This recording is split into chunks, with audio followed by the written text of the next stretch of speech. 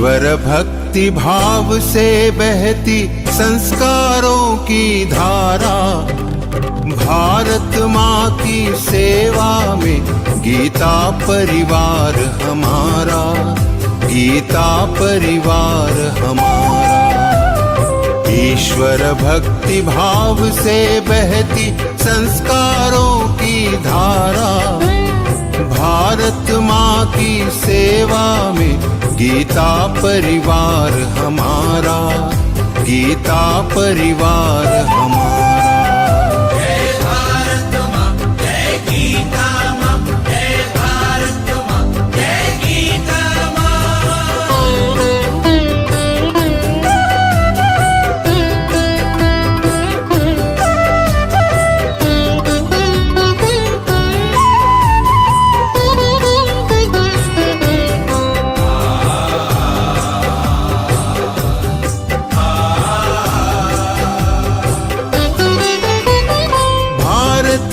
संस्कृति का वैभव जग में सबसे न्यारा।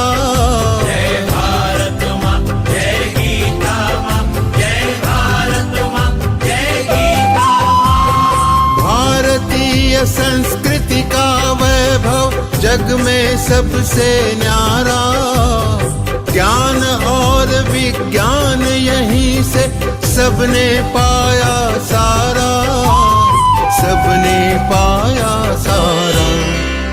कुछ भूलों से हारा फिर से जीते देश हमारा, गीता परिवार हमारा, गीता परिवार हमारा।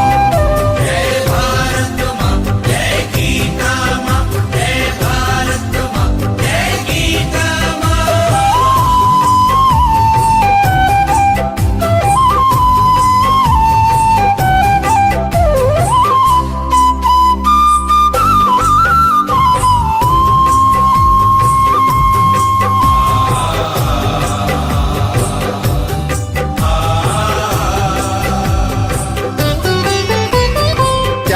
शील सेवा व्रतधारी युवा जगे पुरुषार्थी। जय भारत माँ, जय गीता माँ, जय भारत माँ, जय गीता माँ। त्यागशील सेवा व्रतधारी युवा जगे पुरुषार्थी, वैज्ञानिकता विनय सभ्यता स्वभाव हो निस्वार्थी, स्वभाव हो निस्वार्थी।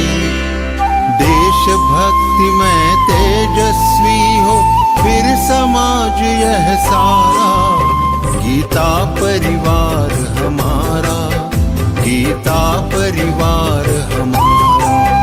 जय भारत माँ, जय गीता माँ, जय भारत माँ, जय गीता माँ।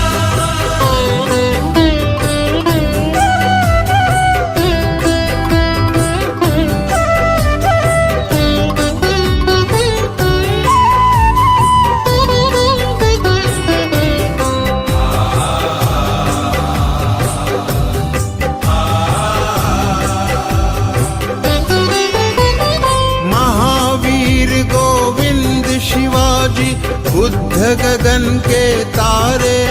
जय भारत माँ, जय गीता माँ, जय भारत माँ, जय गीता माँ। महावीर गोविंद शिवाजी बुद्ध गगन के तारे, परंपरा की पुण्य चेतना उर में हम सब धारे, उर में हम सब धारे।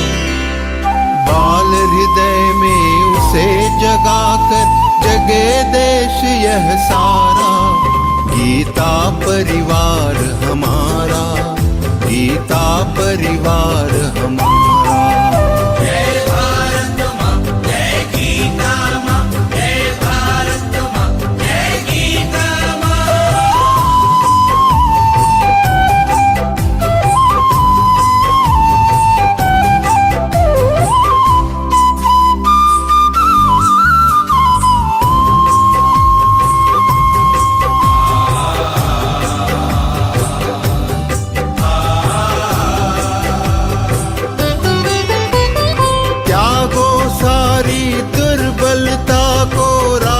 समर्थ बनाओ। जय भारत माँ, जय गीता माँ, जय भारत माँ, जय गीता माँ। त्यागो सारी दुर्बलता को राष्ट्र समर्थ बनाओ। बंधु भाव समता ममता से सबको गले लगाओ, सबको गले लगाओ। चलो विवेकानंद मार्ग पर, शुभ संदेश हमारा। गीता परिवार हमारा, गीता परिवार हमारा। ईश्वर भक्ति भाव से बहती संस्कारों की धारा। भारत माँ की सेवा में गीता परिवार हमारा, गीता परिवार हमारा, गीता परिवार हमारा, गीता परिवार हमारा, गीता परिवार हमारा, गीता परिवार हमारा।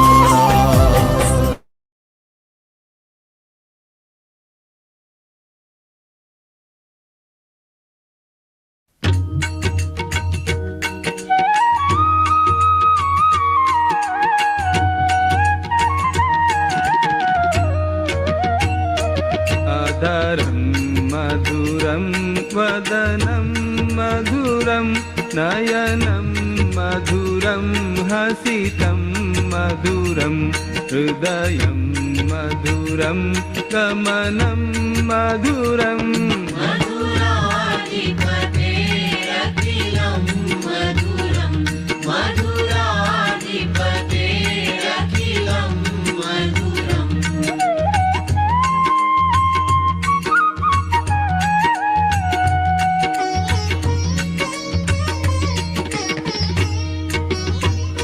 वचनं मधुरं चरितं मधुरं वसनं मधुरं वलितं मधुरं चलितं मधुरं भ्रमितं मधुरम्। मधुराधिपतेरखिलं मधुरं, मधुराधिपतेरखिलं मधुरम्।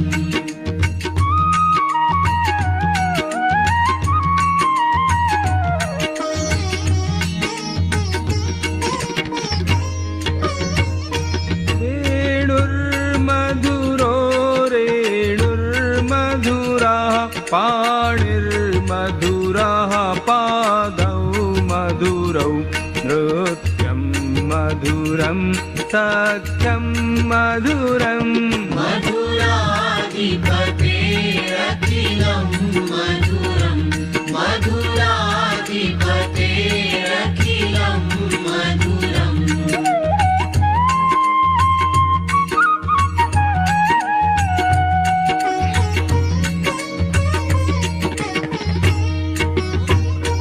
गीतं मधुरं पीतं मधुरं भुक्तं मधुरं सुप्तं मधुरं रूपं मधुरं तिलकं मधुरम्। मधुराधिपतेरखिलं मधुरं, मधुराधिपतेरखिलं मधुरम्।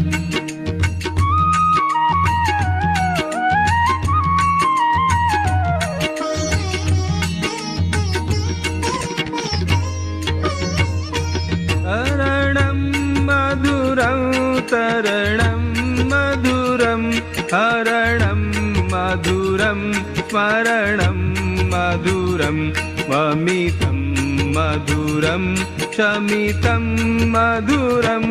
मधुराधिपतेरखिलं मधुरं, मधुराधिपतेरखिलं मधुरम्।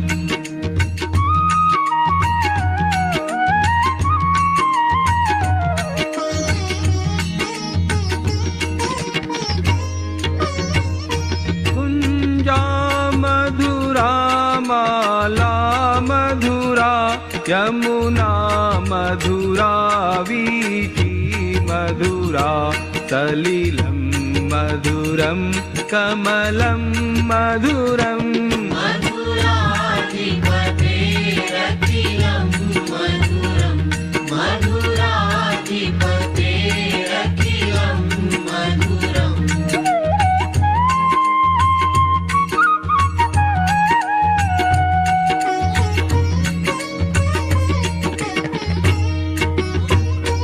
गोपी मधुरा लीला मधुरा युक्तं मधुरं मुक्तं मधुरं दृष्टं मधुरं शिष्टं मधुरम्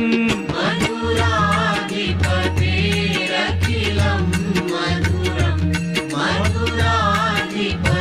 मधुराधिपतेरखिलं मधुरम्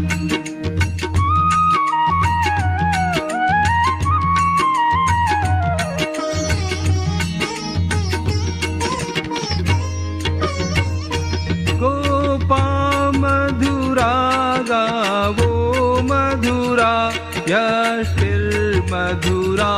सृष्टिर्मधुरा दलितं मधुरं फलितं मधुरम् मधुराधिपतेरखिलं मधुरं मधुराधिपतेरखिलं मधुरं मधुराधिपतेरखिलं मधुरं मधुराधिपतेरखिलं मधुरम्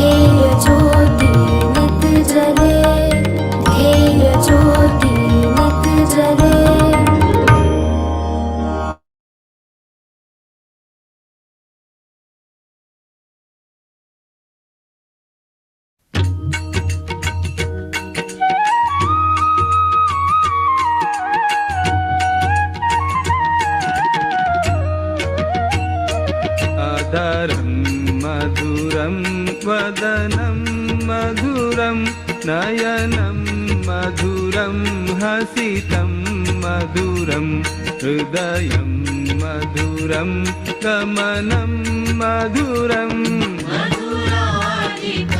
मधुराधिपतेरखिलं मधुरं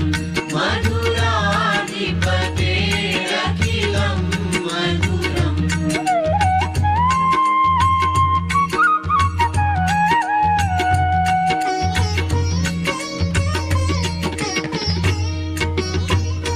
वचनं मधुरं चरितं मधुरं वसनं मधुरं वलितं मधुरं चलितं मधुरं भ्रमितं मधुरम् मधुराधिपतेरखिलं मधुरं मधुराधिपतेरखिलं मधुरम्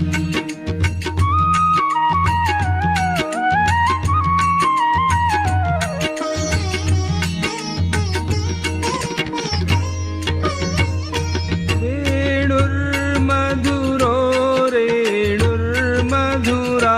पाणिर्मधुराः पादौ मधुरौ नृत्यं मधुरं सख्यं मधुरम् मधुराधिपतेरखिलं मधुरं मधुराधिपतेरखिलं मधुरम्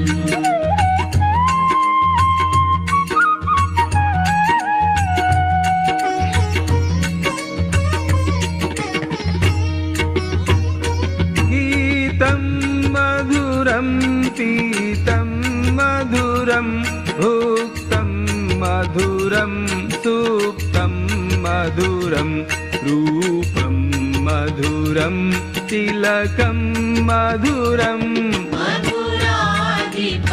मधुराधिपतेरखिलं मधुरं मधुराधिपतेरखिलं मधुरम्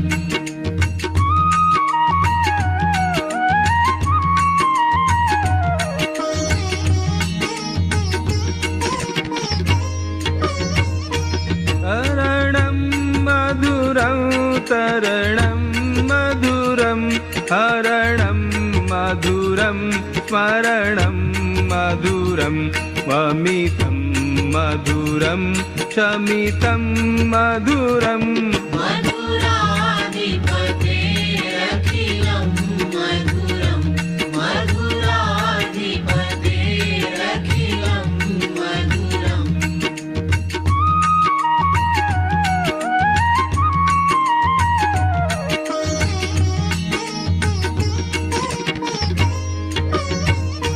कुञ्जा मधुरा माला मधुरा यमुना मधुरा वीथी मधुरा सलिलं मधुरं कमलं मधुरम्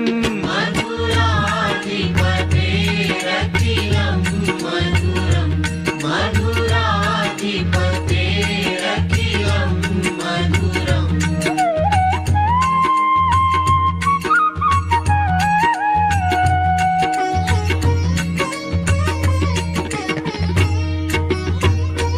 गोपी मधुरा लीला मधुरा युक्तं मधुरं मुक्तं मधुरं हृष्टं मधुरं शिष्टं मधुरम् मधुराधिपतेरखिलं मधुरं मधुराधिपतेरखिलं मधुरम्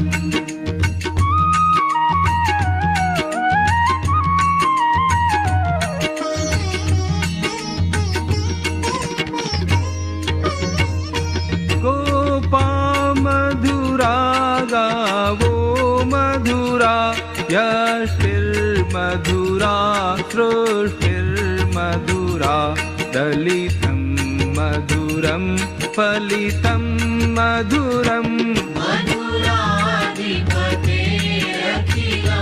मधुरं मधुराधिपतेरखिलं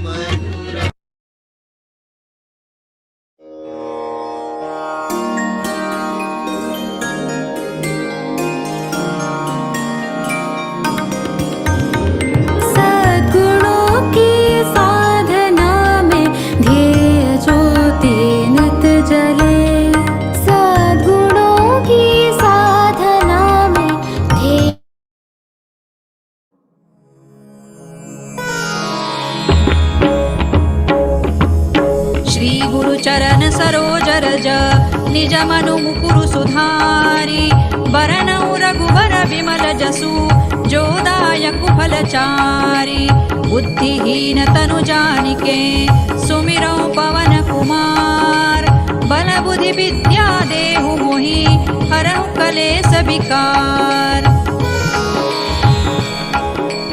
जय हनुमान ज्ञान गुण सागर जय कपीसति लोक उजागर रामदूत अतुलित बल धामा अंजनी पुत्र पवन सुत नामा महावीर विक्रम बजरंगी कुमति निवार सुमति के संगी कंचन बरन विराज सुबेसा कानन कुंडल कुंचित केसा हाथ वज्र और ध्वजा विराजे कांधे मूज जनेऊ साजे शंकर सुवन केसरी नंदन तेज प्रताप महाजगवंदन विद्यावान गुणी अति चातुर राम काज करिबे को आतुर प्रभु चरित्र सुनिबे को रसिया राम लखन सीता मन बसिया सूक्ष्म रूप धरि सियहि दिखावा विकट रूप धरि लंक जरावा भीम रूप धरि असुर संहारे रामचंद्र के काज सवारे लाय सजीवन लखन जियाए श्री रघुबीर हरषि उर लाए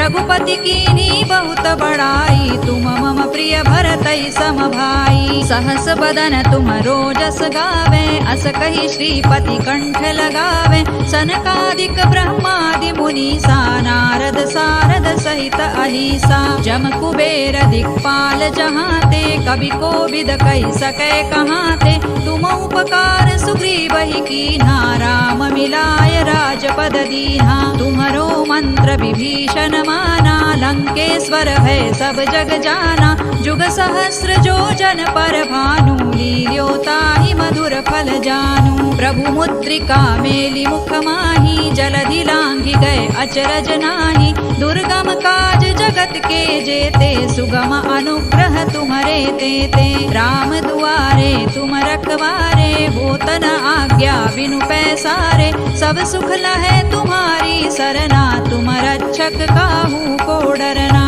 आपन तेज संहारो आपे तीनों लोक हांकते कांपे भूत पिशाच निकट नहीं आवे महावीर जब नाम सुनावे नासै रोग हरै सब पीरा जपत निरंतर हनुमत वीरा संकट ते हनुमान छुड़ावे मन क्रम वचन ध्यान जो लावे सब पर राम तपस्वी राजा तिनके काज सकल तुम साजा और मनोरथ जो कोई लावे सोई अमित जीवन फल पावे चारों जुग पर ताप तुम्हारा है प्रसिद्ध जगत उजियारा साधु संत के तुम रखवारे असुर निकंदन राम दुलारे अष्ट सिद्धि नौ निधि के दाता असवर दीन जानकी माता राम रसायन तुम्हारे पासा सदा रहो रघुपति के दासा तुम्हारे भजन राम को पावे जन्म जन्म के दुख बिसरावे अंत काल रघुबर पुर जाई जहाँ जन्म हरि भक्त कहाई और देवता चित्तन धरई हनुमत से सर्व सुख करई संकट कटे मिटे सब पीरा जो सुमिरे हनुमत बलबीरा जय जय जय हनुमान गोसाई कृपा करहु गुरुदेव की नाई जो सत बार पाठ कर कोई छूट ही बंदी महासुख होई जो यह पढ़े हनुमान चालीसा होय सिद्धि साखी गौरीसा तुलसीदास सदा हरि चेरा की जय नाथ हृदय महडेरा पवन तनय संकट हरन मंगल मूर्ति रूप राम लखन सीता सहित हृदय बसहु सुर भूप सियावर रामचंद्र की जय पवन सुत हनुमान की जय उमापति महादेव की जय।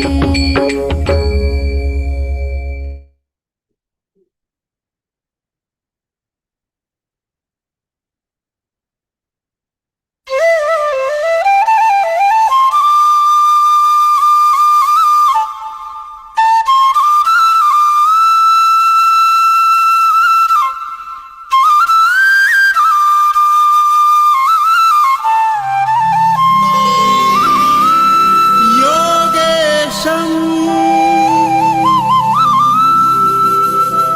सच्चिदानन्दम् वासुदेवम्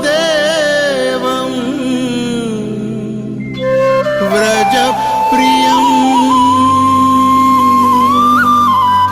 धर्मसंस्थापकम् वीरम् कृष्णं वन्दे जगद्गुरुम्।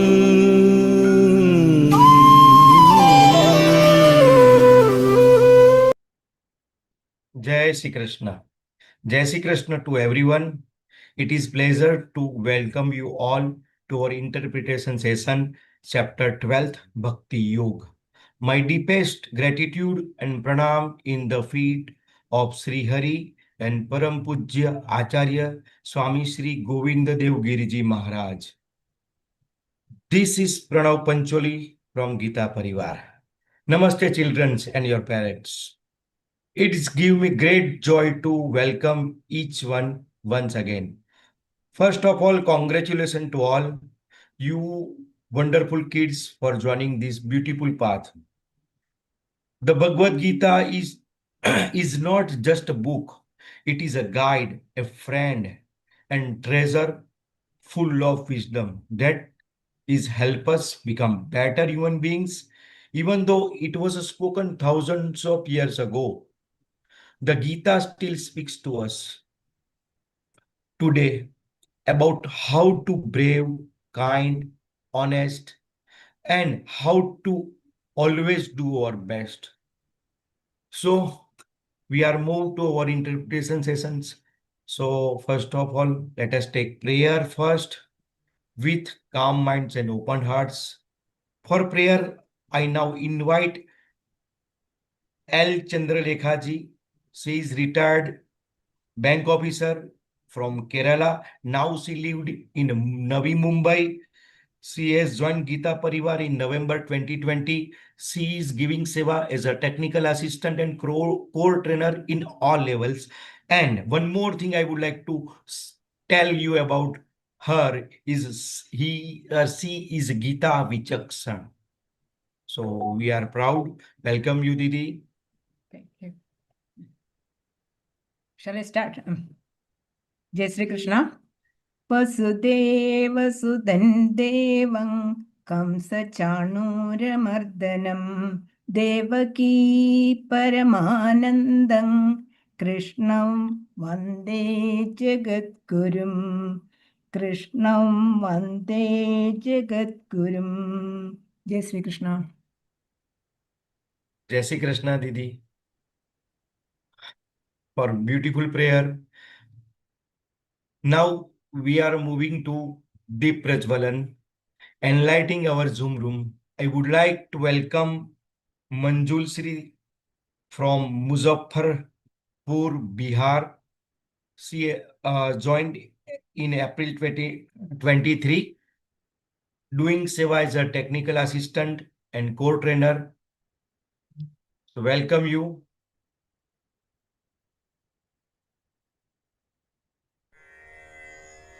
निषिद्धैरप्येभिर्लुलितमकरन्दो मधुकरैः करैरिन्दोरन्तश्छुरित इव सम्भिन्नमुकुलः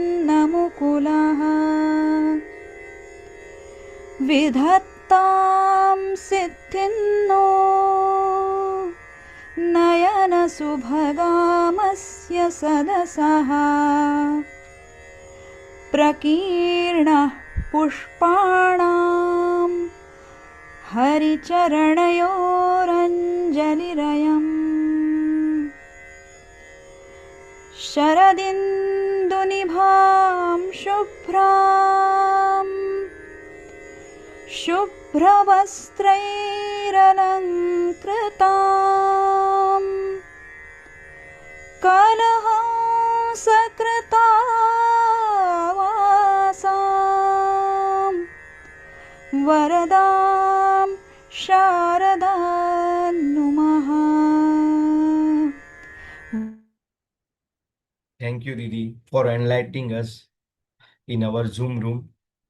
I would like to tell you, friends, in 180 countries, more than 14 million peoples, more than 14 million sadhaks have joined Gita Pariwar for recitation pure slokas from Bhagavad Gita. Our Gita Pariwar giving seva in 33 languages, time morning 4 a.m. to midnight 2 a.m. So it is a world record, create a history. More than 14 lakh people have joined in this session, L1 batch. More than 83,000 sadhaks have joined Gita Parivar to learn Gita for pure sloka recitations. So now it is most awaited part of the session is Vivechan interpretation. After that, question and answer sessions.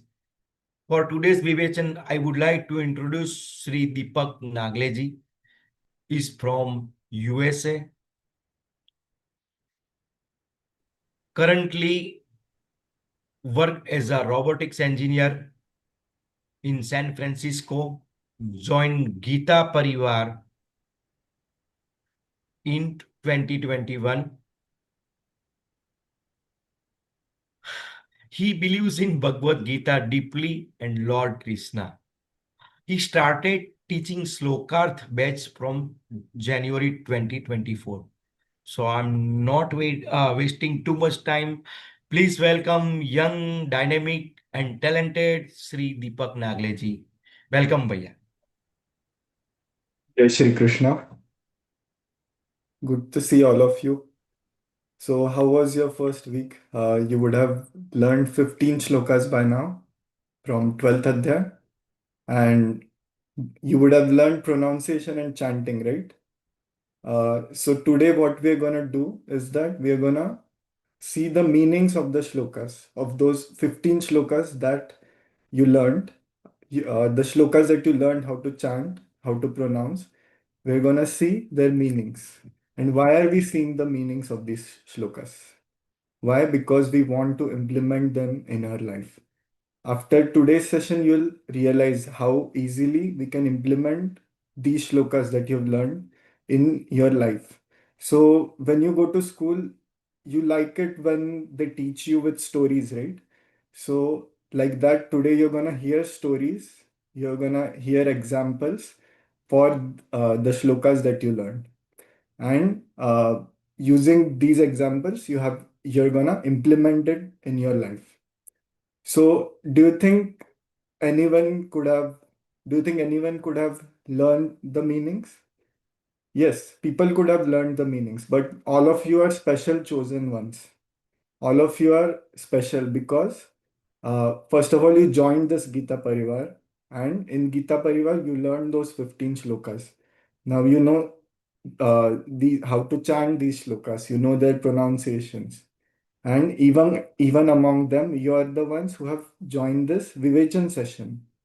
So, Vivechan is interpretation. You're going to learn the meanings of these shlokas today. We're going to look at first half of this Adhyaya, 12th Adhyaya, which is Bhakti Yoga. And I want all of you to pay your full attention. You're going to hear stories. You're going to think about how you can implement it in your life. That's why I want you to pay your full attention. More attention you pay over here, more you'll be able to understand it and implement it in your life.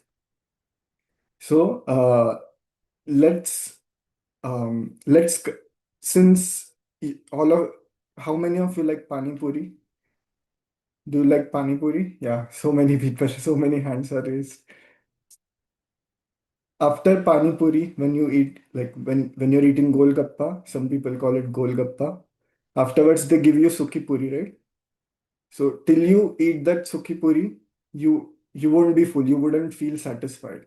So just like that, each day you learned shlokas, how to chant them. Now you're getting the dessert at the end. Now you're gonna implement it in your life with the meanings that we're gonna see today. So let's start. And now, why why do we want these meanings? Because we want to improve our life. We want to be better and better. We want to be smarter. We want to be able to concentrate more. We want to be stronger.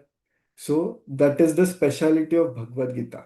Bhagavad Gita gives you all these things very easily. If you read about these shlokas, if you listen to these shlokas, if you chant these shlokas, then you will become smarter. You will be able to focus more. Many times nowadays we are not able to focus. We are trying to study, then sometimes somebody turns on the TV. Then what happens? Our eyes are down here, but our ears are there. So we don't want that to happen. We want very strong focus. Not just I'm not just talking about this session. In our life, in school as well, you want to focus. Also, we want to be a stronger person. We don't want to be sad. We want to be happy. We want to be satisfied. So all these things, we want to be sharper. We want to understand things very fast. We go to school. We want if a teacher teaches us, we want to be able to answer it very easily. So all these things you're gonna acquire if you start implementing these shlokas in your life. And I'm going to tell you how to do that. Krishna has told you how you can do this in these first few shlokas of 12th Adhyaya. So, just like, so many of you might say, I have studies, I have a lot of studies, I have to study all the time. So that is good, but I want you to do one thing every day. I want you to start chanting these shlokas. So tomorrow, when you wake up, you can start small. You can just, when you wake up, you can chant one shloka. You can read one shloka. You can read Arjuna Uvacha Evam Satata Yuktaye. So why that is important? Because we want this Bhagavad Gita in our life. And soon you're gonna learn what happens when you have Bhagavad Gita in your life. Yeah, you'll be more energetic, you'll be confident, you'll be more focused. Your focus will be where it should be. You wouldn't be easily distracted. If all these positive changes come in you, if you start chanting Bhagavad Gita, pronouncing the shlokas, learning about the meanings, like how you have joined today to learn them. So, and most importantly, do you know what's the most important thing that happens when you implement this Bhagavad Gita in your life? When you learn the meanings of these shlokas, what happens? You become Krishna's favorite. You become Bhagwan's favorite. Imagine you have imagine you have some people in your classroom and some persons you're not friends with that person yet. That person is smart, intelligent, and that person is helpful. That person is kind to everyone. Would you not want to be friends with him? You would, right? You would want such a friend, right? Yes or no? Who wants to be friends with someone who's really smart, helpful? Yeah, so many raised hands. So just like that, do you know who's the smartest person? Do you know who is the most intelligent person? Do you know who's most? You can type it here if you want to guess. Who's who's the most kind person, most loving person? Yes. So it is Krishna. It is Bhagwan, whoever you call him. But our Bhagwan, God, is the most kind and intelligent person. So if you start learning about the meanings of these shlokas, he's gonna love you so much. So that's why we are gonna also learn the meanings. So, and I want all of you to do one more thing. I want you to never stop, never stop practicing Bhagavad Gita. Make it part of your life. You can just do one shloka per day. You can chant one shloka. You can wake up and in the morning you can say one shloka, two shlokas. Start with that. If you want to increase, you can increase later. But all of us have to do it once every day. if we make Bhagavad Gita part of our life, then our personality is gonna change. We're gonna be so energetic, like how already all of you look smart and energetic. You're gonna be more and more energetic. You'll be more focused. So Bhagavad Gita. Bhagavad means Bhagwan. Bhagwan is Lord. In this case, he has appeared in form of Krishna. So Bhagavad is Bhagwan. And do you know what Gita means? Anyone wants to type it? You can type it in the chat box. Let's see. Gita, Geet, you would have heard. Yes, many of you are, yeah, all of you are already so smart. See, so many answers so fast. Yeah, it means song. Gita means song. So this is a song sung by Bhagwan. That's why it's called Bhagavad Gita. And have you heard of Mahabharata war? Do you know Mahabharata war? Okay, let me test your knowledge on that. Between whom was this war fought? Was it fought between Krishna and Kans, or was it someone else? Was it Kauravas and Pandavas? Or did Lord Rama fight it? Can you type it? Let's see who all know what this war was. Wow, so many people already know.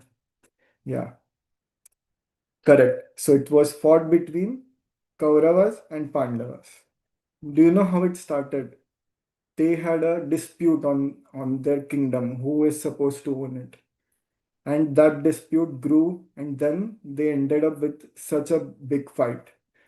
And who was the special person? Who was the most special person among Pandavas? Do you know? Can you guess? Let's see. This is a tougher question. Who was the most special person or most uh, yeah, yes, already we have the answer. Arjun. Yeah, it's Arjuna. That's why Arjuna was able to learn, hear Bhagavad Gita from Krishna. So what happened right before this war? He was ready. He had all his weapons. He had his bow and arrow, and he was on that chariot. And he saw all of his relatives in front of him. He saw his uncles were there, his cousins were there, his brothers were also there on his side. And most importantly, there were two people he really liked who were on that opposite side. Do you know who they were? There were two people that he really, really liked, and they were on the opposite side. And he felt so sad. He did not want to attack them or kill them or even fight with them. Yes, all of you are so smart. Can you? Yeah, I want more people to answer. Do you know who these two people were? Yes, one of these is right. Bhishma, correct.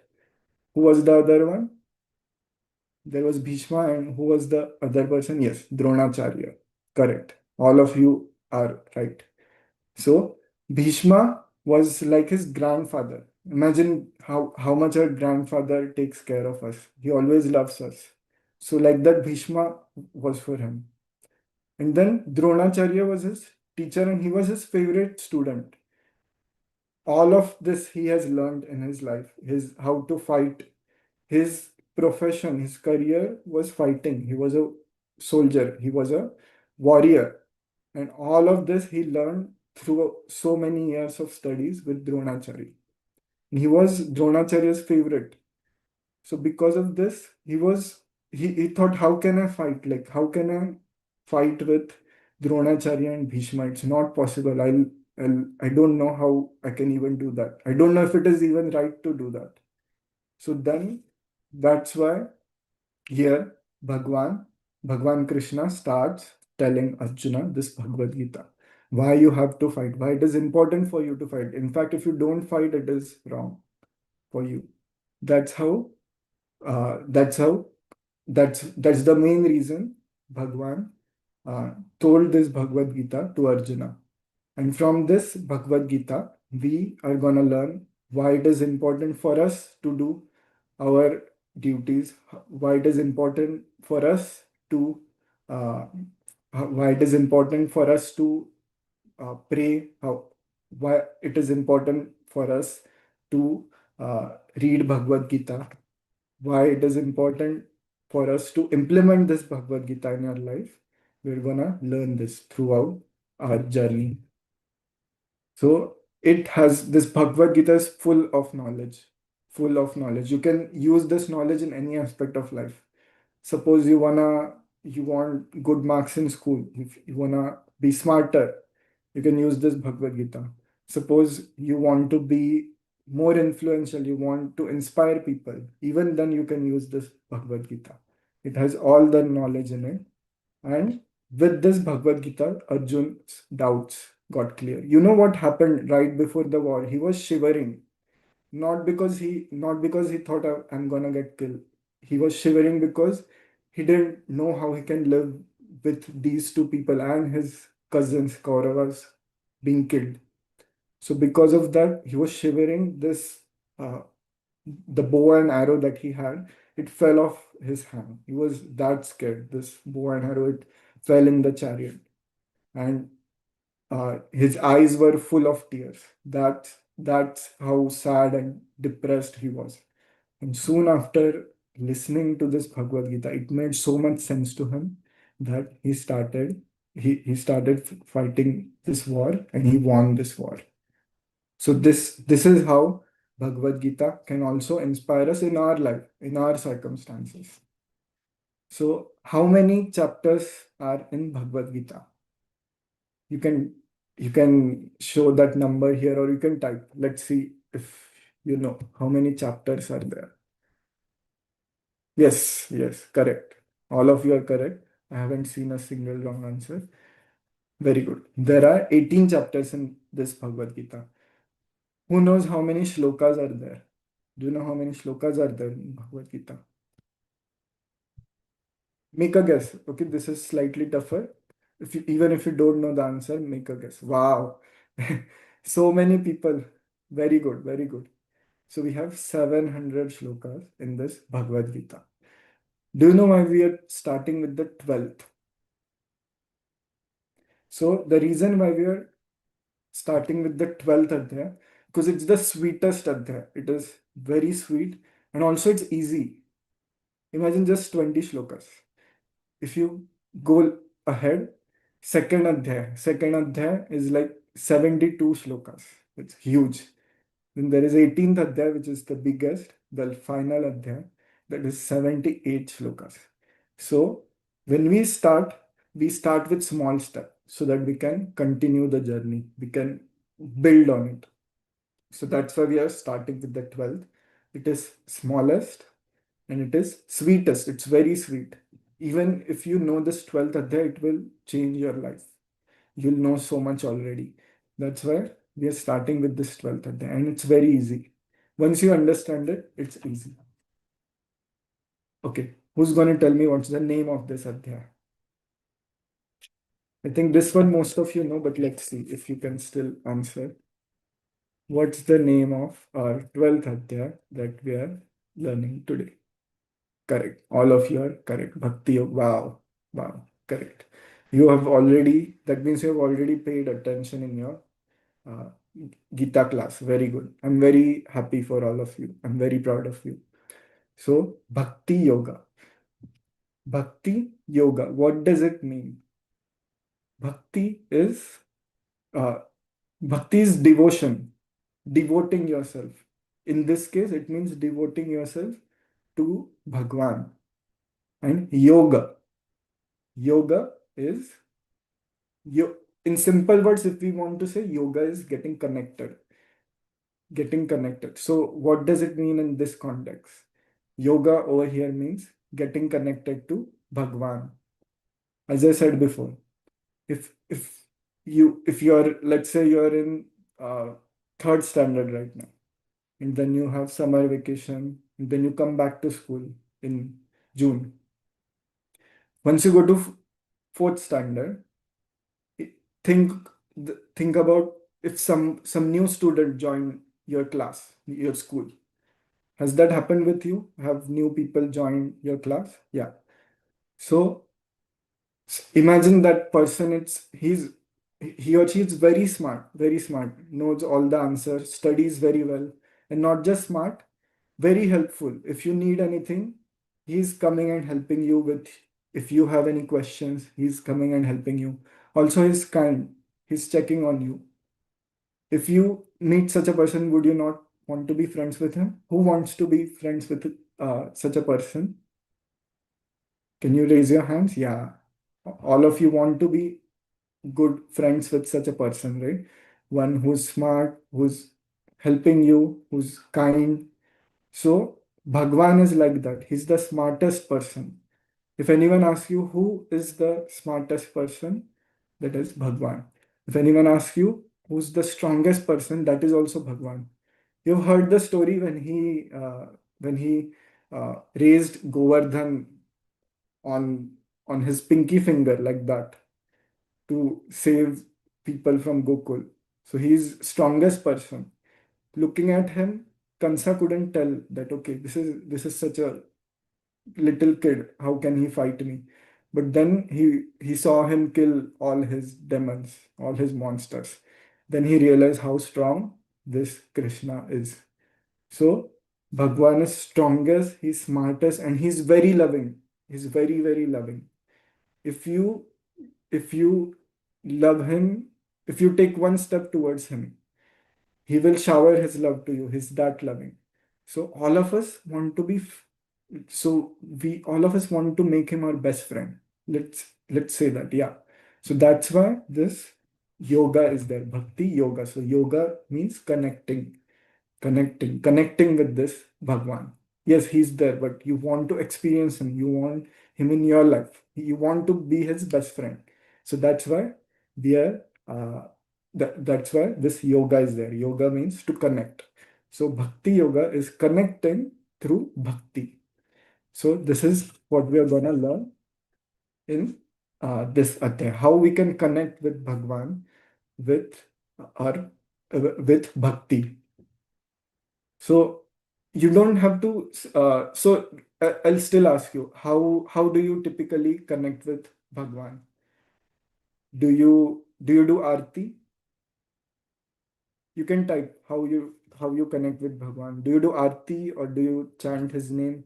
There are so many ways. Do you go to temple? Yeah, somebody said you read his stories. Yeah, that is a very good way. Yeah, you pray. That is the simplest way. You pray to him. All of so these are different ways to connect with him. Yeah, you do that. Yes. What else do you do?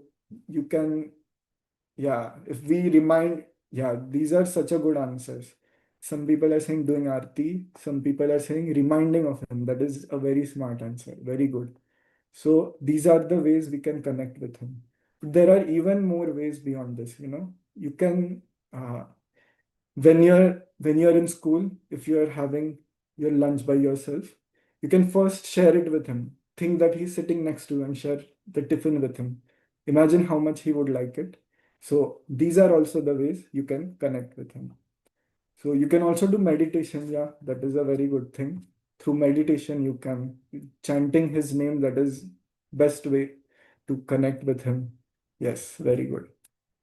So uh, these are different ways that we know, which we can use to connect with God. And I give you a few more, right? You can, if you have something tasty in your tiffin, think that he's next to you and share it with him. From your heart, say that, yeah, this is for you. Offer him first. Do you know what happens when you do that? Your meal, it becomes prasad. It becomes prasadam. It becomes blessed by Bhagwan when you do this. Yes, this is the very right answer. You can chant shlokas and connect with Bhagwan as well. Yes, very good answers. So there is another easy way. You know what you can do? You can eat prasad. If you eat prasad at temple, that way as well, you are connecting with Bhagwan. Um, so let's see the shlokas. Let's start. And before we start, I want your full attention. As much attention you give here, you will learn more and more. Your attention span will also increase, and you will be more confident, you will be more focused, and this way it will be this is how you'll bring these positive changes in your life. So the Arjuna asked this question to Bhagwan Krishna in first shloka. Okay, we'll chant the first shloka, or if you know it by now, or if you have it in front of you, you can chant it with me. Okay, I'm gonna start. Om Shri Paramatmane Namaha. Śrīmad-Bhagavadgītā अथ द्वादशोऽध्यायः अर्जुन उवाच एवं सततयुक्ता ये भक्तास्त्वां पर्युपासते ये चाप्यक्षरमव्यक्तं तेषां के योगवित्तमाः. So in many adhyas, you'll see Arjuna asks different questions. He has so many doubts and he wants his doubts to be clarified. That's why he's asking questions to Bhagwan in the beginning of different adhyas. So over here, he asked Krishna that there are two types of bhaktas. There are two types of ways that a person can connect with you, connect with Bhagwan. There is one type who pray to a form, to an existence of Bhagwan, which is like in a form, like when you see Murti, when you see Krishna, that is a form. And there are some who pray to formless. Now, what is this formless? So, if I give you simple example, there are few people, they go on top of Himalaya. Have you been there, Himalayas? You can raise hand if you've been Uttarakhand, or yeah, some of you have. How is it there? How is the weather over there? Yeah, super cold. It is super cold. So there are two types of bhaktas. There are two types of devotees. One of them pray to a form, pray to Bhagwan in his form. Like when we see a Murti, when we see his picture, or when we imagine him, that's when we are seeing his picture and we are praying to his form.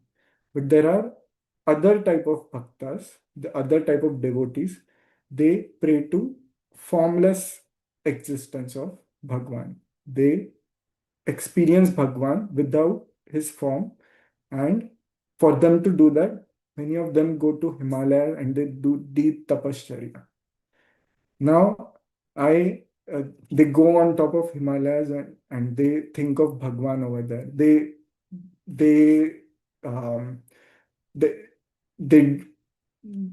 are meditating over there. It's like so. I'll tell you a bit more about this existence of Bhagwan, which is formless. So, easy example is air. Do you feel air around you? Yes, but we cannot see it. Suppose there is a warm, like a hot day in summer, and if suddenly you feel a cool breeze of air, how do you feel? You feel very positive and you feel good, right? So just like that, there is a formless existence of Bhagwan for you to, and some of the devotees, they worship or they pray to this formless existence. It is called Nirguna in Sanskrit. The form is called Saguna, those who pray to a form like Krishna or Ganesha, and those who pray to formless existence of Bhagwan, they pray to Nirguna. Nirguna is formless. So now I want to know from you, which of these paths would you prefer? You want to connect with Bhagwan?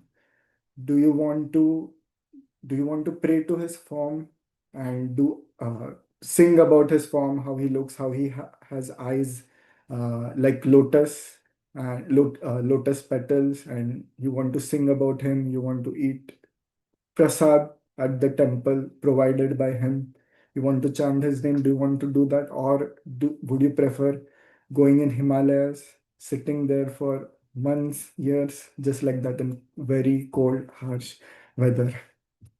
Which one do you want to do? You can type here. Which one is, tell me which one is easy. Which one?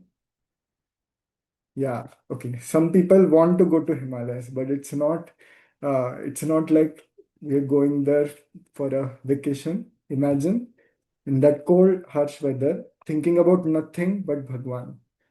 How, some people can do that. Some people are able to do that. But for most of us, it is easier to think of a form of God, Bhagwan. We can see him as Krishna or even Ganesha, then pray to him. So Arjuna is asking Bhagwan, which of these two are more connected to you? Which of these two are your favorite or more connected to you? Which of these two paths are better at reaching you? So, in the next shloka, Bhagavan answers Arjuna's question. So, we'll see what Bhagavan says. So, second shloka. Shri Bhagavan मय्यावेश्य मनो ये मां नित्ययुक्ता उपासते श्रद्धया परयोपेतास् ते मे युक्ततमा मताः. So what Bhagwan Krishna is saying over here is those who continuously think or remember me. Continuously, the important word is continuously. Those who continuously think or remember me. Now, imagine this. I'll give you an example. We think it is easy, but imagine you're given a lot of studies. You have to study. What happens when we open that book and our phone is right next to the book? What happens? Are we able to focus? At first we try to, then what happens? We see some message or we see some missed call or the phone starts ringing, it starts buzzing. Are we able to focus? Then even if we try studying, what happens? We are trying to study, but our mind is all in that phone. We're not able to completely focus. So when Bhagwan is saying continuously think or remember me, Bhagwan is saying just about him, completely about him. Those who do that, those people, those kids, those uh, devotees, bhaktas who continuously think of him, they are the ones who are most connected to him. This is his answer. He says, regardless of whether you're praying to a form of me or you're praying to me as a formless entity, any of this is fine, but as long as you're able to completely focus on me that way, and continuously, the important word is continuously think and remember me, those are most connected to me. This is Krishna's answer. So how do we do this? So okay, we will go to temple and we'll pray. That is good. In the morning we'll pray. Maybe we'll chant Bhagavad Gita. We'll chant this first shloka, second shloka. That is all good. But if so much time we have to go to school, right? All of you go to school? Anyone here not going to school? Yeah, okay. You have to go to school. Uh, yeah. So if you go to school, then how can you connect with Bhagwan over there? Is it possible? Yes, you can. Once in a while, after your lecture is finished, you can chant to him. You can read again one of the shlokas from Bhagavad Gita. Yes, that is good. But throughout the lecture, how are you gonna, or when you're doing your homework, how are you gonna do that work and at the same time think about Krishna? So what you do is imagine him that as if he's your best friend. Wouldn't you want your best friend next to you? So next time when you're doing homework, do this. Next time when you're doing homework, think that Krishna or whoever is your favorite uh, avatar or form of Bhagwan, think that he's next to you. Make him your best friend. And what happens? What happens when you study with your best friend? What happens when you study with your best friend? You're studying, but at the same time, you're thinking that he's next to him, next to you. So now you have him in your life. You are thinking about him. At the same time, you are also studying. So these are some of the ways you can uh, start to more and more. You can start remembering him more and more. Start thinking about him more and more. And it starts with a smaller step. We have to take, maybe you'll just start with chanting one shloka, reading one shloka tomorrow. That would be your first step. That is good. But when you start doing it, you'll enjoy it more and more and more. You'll think that he's your best friend. Now, if he's your best friend, think of your favorite person. Who's your favorite person? It can be your grandfather, grandmother, it can be your mom, dad, it can be your friend from school, it can be your friend that you play with. So we think about them, right? We think about person we like. We think we want them in our life, right? So even if we are playing something, we if that person is not there, we think, right? Oh, if that person were here, he would have laughed here, or he would have played this even better. So just like that, imagine that Krishna is next to you. That way, you will be able to think of him more and more. Bring him in your life. So some of you might walk to school. If you're walking to school, or you might be going, some of you might be taking a school bus. Yeah, some people. I used to go to school with school bus. So over there, while walking or in school bus, you can chant his name. You can call him again and again. That way, you're connected to him. Or you can even read shloka from Bhagavad Gita over there. And another very interesting way how to make Bhagwan your best friend. That is, talk with him. When at the end of the day, tell him what all things happened, what all jokes happened today, during the day, what were the difficulties, you faced today, and talk with him about this. So even with that, these are different ways. Other than, you can go to temple, that is good. You should do that. You should chant shlokas. But even other than that, I'm telling you few simple ways how you can make him your best friend. So this is what he's saying over here. Those bhaktas, devotees, or those people who continuously think or remember me, uh, they they are the ones who are most connected to me. So he's saying, remember me. So if we remember him, he knows about us. He knows all of us. But if we remember him, he would be so much full of love that he'll shower his love to us. Imagine you're going to, like, imagine you were away for or your summer vacation started. Now, what happens in summer vacation? Do you get to see your school friends in summer vacations? Do you? Some of you might, but do you get to see all your friends? Or sometimes they might be away, right? They might be away for summer vacation. They might not be in your city. They might be traveling. They might be visiting their relatives. You might be visiting your relatives. Now imagine tomorrow your friend is coming back.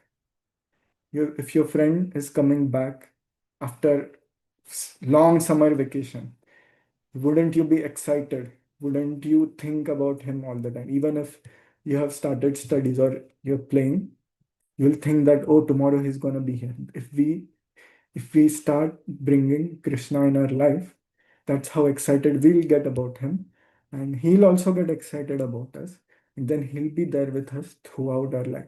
He'll make us like him. He'll make us more focused. He'll make us sharper, smarter, stronger, and that way we'll like him even more, and he loves us.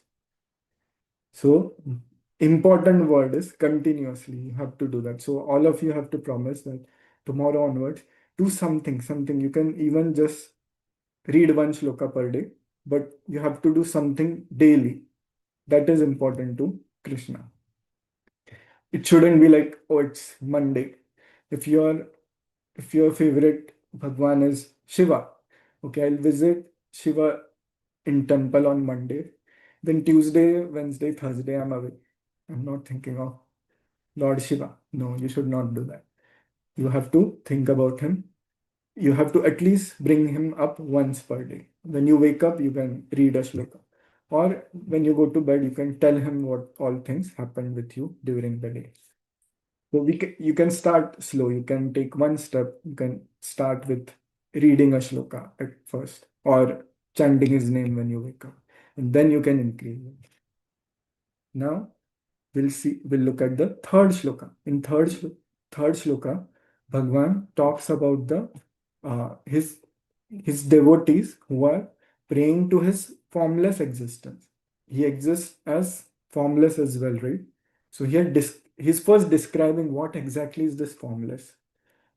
I told you there is his one existence, which is his form, where we can see him, we can see his lotus eyes, we can see his curly hair. But or if you're praying to Ganesha, it might be Ganesha's trunk, his crown.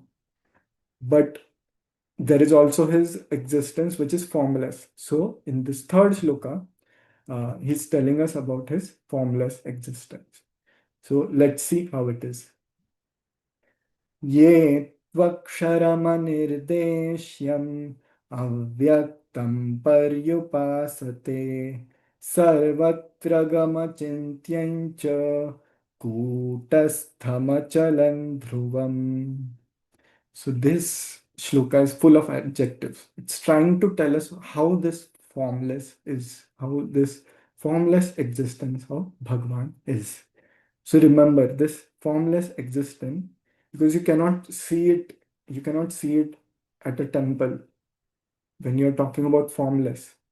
You have to experience it, you have to meditate on it, and you have to experience it. That's why many people, they give up everything, they go to Himalayas and they're trying to experience it more and more. So how is this form? So how is this formless existence? Bhagwan is telling it is akshara, yetvakshara. Akshara is, it's indestructible. It never gets destroyed. You cannot destroy it. Then anirdeshyam. Anirdeshyam is indescribable. You cannot describe it. So let me give you a few examples. How can you describe what space is? Can you describe how space is? Does space have any color? Can you say it's red? Space is red. No. Can you say it's round? Empty space. How do you describe it? There is no way, right? So like if I have, what's the best way I can describe it? I'll say this glass is there and it is empty. That is emptiness. But then someone will say, yeah, but there is air inside of it. How is air any different? So it is, space itself is so difficult to describe. So this formless existence of Bhagwan, it is even beyond that. You cannot, there are no words to describe it. You can only experience it. So there was a story. There was a kid who goes to his mother and asks, is Bhagwan real? He asks his mother, is Bhagwan real?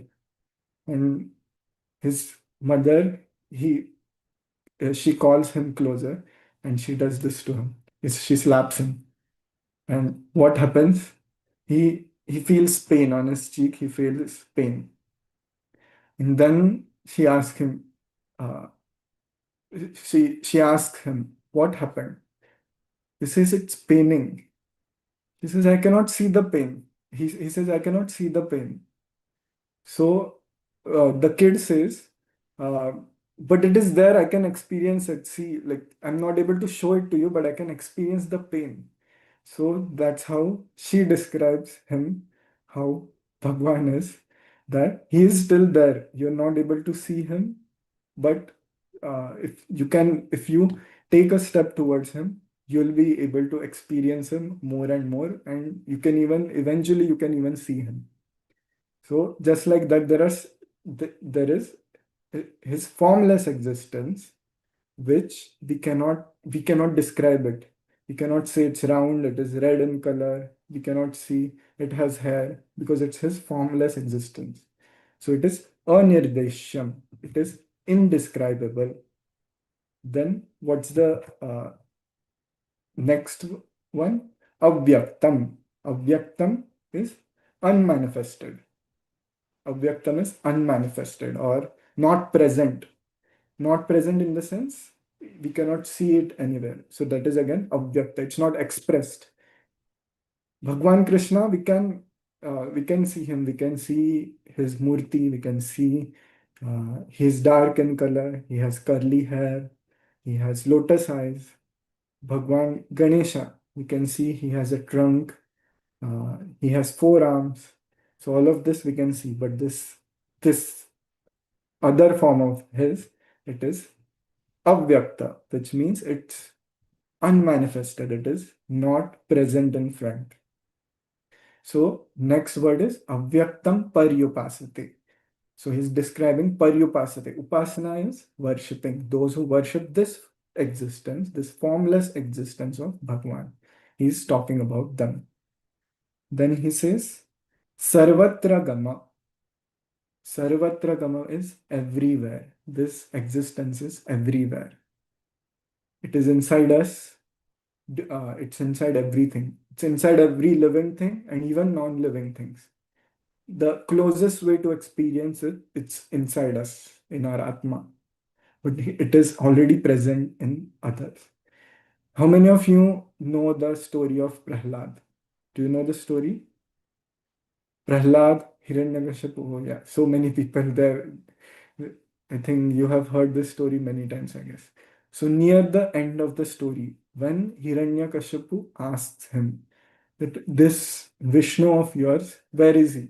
Is he, if you say he's everywhere, is he even in this pillar? So what happens? Who comes out of that pillar? Hiranyakashipu kicks that pillar. He says, where is he? He's not even here. So who comes out of it? Can any of you type? Who comes out of that pillar? Yes, Narsimha comes out of that pillar. So Bhagwan is proving his bhakta, which is Prahlad. He already knows, but he is proving that Prahlad is right, that he is even there in pillar. So this is his unmanifested existence that is there in that pillar. So it is everywhere. Sarvatra gama. Then it is achintya. Achintya. Achintya is unimaginable. So when you take a TV remote, you press the button. Do you see any light going like that? You don't. They might have some artificial light on the remote that if you press it turns red, but you cannot see the light going from there. But if you turn on the flashlight of your phone, you can see, right? There is a white light coming out, correct? Yeah. But do you know this remote that you press, there is actually a type of light going out from that remote to your TV. It's called, yeah. Do you know what's it called? Anyone wants to guess what color is that light? It's a color that we cannot see. Does anyone know? Yes, it is not red, but it has red word in it. Yes, that light is infrared. It's a type of light that we humans cannot see with our eyes. Now, if you ask someone, hey, how does infrared look? How are you going to explain? You cannot see that color. Some other animals can see it, but us humans, we cannot see it. So for us, it's unimaginable. Closest thing we can think of it, like we have colors, we have red, we have yellow, we have green. Like that, there should be some other color that we cannot see. That's the closest thing that we can tell. But for us, that color is unimaginable. So these are different qualities. These are different adjectives that Bhagwan is using to describe his formless existence. And now imagine there is a blind person who's born blind, never seen any colors. How are you going to describe him colors? How are you going to tell him what red is? How are you going to tell him how rainbow looks like? How are you going to tell him that sky, there is a sky He'll say, what is sky? You'll say it's blue in color and it's big. So he'll say, what is blue? And then you'll say it's a color. He won't know what a color is.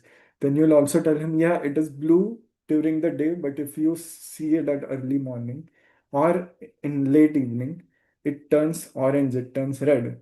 He'll get more confused. What is this red? What is this orange? So just like that, for a blind person, he cannot even imagine what colors are. Just like that, this formless existence, it is unimaginable for us unless we practice a lot. If we do more and more uh, meditation, we think, we pray to it, then only eventually we'll be able to think of it. And then, uh, so Bhagwan is saying that these are the qualities of this his formless existence. Then he goes on further. He tells more about those devotees who worship to this form, those devotees who are worshipping to formless existence of Bhagwan. He's talking about them. So he's further telling us that let's sing fourth shloka. If you have fourth shloka in front of you. सन्नियम्येन्द्रियग्रामं सर्वत्र समबुद्धयः ते प्राप्नुवन्ति मामेव सर्वभूतहिते रताः. So he's saying Sanniyamyendriyagramam, Indriyagramam. Do you know what Indriyas are? Sense organs. First of all, how many are there? Can you make a guess? Type down. Or you can show it on your fingers if you can. How many sense organs? Yeah, don't raise both of your hands. There are not that many. Yes, correct. There are 5. Now, can you type it down which 5 they are? If you are able to type right now. Can you type which 5 sense organ? I think all of you, every year in school, every standard, they teach you the same thing, right? We have 5 sense organ. What 5 are there? Yes, we have our nose, we have our eyes, we have our ears, we have our skin, and we have our tongue. So we have 5 sense organs. So he's saying these devotees, they control these sense organs. So what it means to control them. If you're okay, so if you have exam tomorrow, you're studying very hard. You're reading each chapter, each line. You're practicing, you're writing the answers. Then someone turns on TV. And then what happens? How many of you are able to still focus? If you're right there in front of you, there is TV, and you were studying for your exam tomorrow and someone turned it on. It's difficult, right? I'm not saying it's impossible. Maybe you would be able to focus for a few minutes. Maybe you won't be able to focus for a few minutes, and then you would be able to. Or maybe you won't be able to. I'm many times I'm not able to. So when we are able to control our senses, he's saying that is also a way that these devotees who worship his formless, they ultimately reach him. They obtain Bhagwan. They obtain same Bhagwan, regardless of whether they are worshipping him in a form or whether they're trying to experience him in his formless existence. But he's saying to do that, you have to control your senses. You should not get distracted by things around you. So that is controlling your senses. And why to control the senses? So that we can focus more on him and we can pray more to him. That way we can reach him. That way we can think more and more of him. Because remember what he said, those who continuously think of me. So for you to be able to do that, you should be able to focus your senses. And that's what Bhagavad Gita helps you with. So, yeah. Then another thing he said in this shloka, Sarva Bhuta Hite Rataha. Sarva Bhuta Hite Rataha. What does it mean? It means those devotees who are dedicated to helping others out. Those who are dedicated to helping others out. So now you go to school.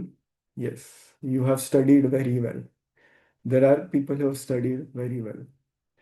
And would you not like someone more if, or wouldn't other people like you more if not only you're smart, you're answering every question correctly, you're getting all the answers correct, you're studying very well. People will like you for that. But what if you go and help others? What if you go to the next student who's sitting next to you and you try to help him out? You try to help him solve his answer, help him answer his question. If he's having any doubt, if you help him, if he didn't get his lunch today, you share your lunch box with him. Don't you think the other person will really love us, right? Wouldn't we love the same thing if someone is so kind to us? Wouldn't we love them, right? So just like that, if we are able to, so Bhagwan is saying those uh, uh, those devotees who also dedicate their uh, life, or those who are dedicated to helping others, he's saying they ultimately reach me. So, how did Krishna answer Arjuna's first question? What was uh, Arjuna's question? Let me check how many of you remember it. He asked about how many types of bhaktas did he ask about? Let me see how many of you remember, how many of you have paid attention. How many bhaktas? Oh, wow. All of you. Okay. Yes, he asked about two. He asked about those who worship Krishna in his form, who pray or chant to him. And he has asked about those who those who pray to formless and try to experience that formless existence of Bhagwan. And that way they're trying to pray to him. So Bhagwan's answer is both of them they reach me. However, this second path, which is praying to formless, it is difficult because we cannot see him there. We cannot see his form. We cannot imagine him as a person because this second existence is formless. It is not easy to describe it.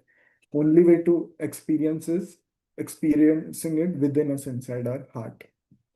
So he's saying both of the devotees can reach me, but the path of bhakti, which is uh, worshipping through his form, that is easier compared to the other one where you're trying to worship formless, where you are not focusing on anything, you're just trying to focus on his presence and you're meditating on him, continuously meditating on him. Some people in Himalayas, it is very difficult. So these two paths are there. For most of us, we are only able to do the first one. Once we reach at a higher stage, once we are able to focus more on Bhagwan, then we get a choice. We can choose either of these. But for most of us, it's difficult to do the second one. For most of us, it's easy to see Bhagwan in his form, read about him, imagine his stories, how he was in Vrindavan, what things he did, talk with him. When you are also talking with him, you're imagining he's there, right? You're imagining his voice, or you're reading the shlokas. That is also the way to connect to his formed existence. So in the next shloka, he tells us exactly that. We'll go to the fifth shloka. Everyone sing the fifth shloka with me. क्लेशोऽधिकतरस्तेषाम् अव्यक्तासक्तचेतसाम् अव्यक्ता हि गतिर्दुःखम् देहवद्भिरवाप्यते. So this is what exactly Bhagwan is saying in this next shloka. Previously, it told us both of these devotees, they reach him. Both of these people who are focusing on him continuously. The important word is continuously. They reach him every day. Those who are praying to him every day, they will reach him. But it is easier to pray to him in his form rather than in his formless existence. Why? Because if you're trying to pray to his formless existence, what happens? We will try to focus on him and then suddenly we'll feel cold, we'll feel hungry, we'll feel thirsty. So is our mind in control then? No, right? So that's why unless you have reached that stage, this path, he says, the second one where you're trying to focus on his formless existence, that part is difficult. It's a bit difficult. Then then he tells us some important thing in next shloka, some new thing.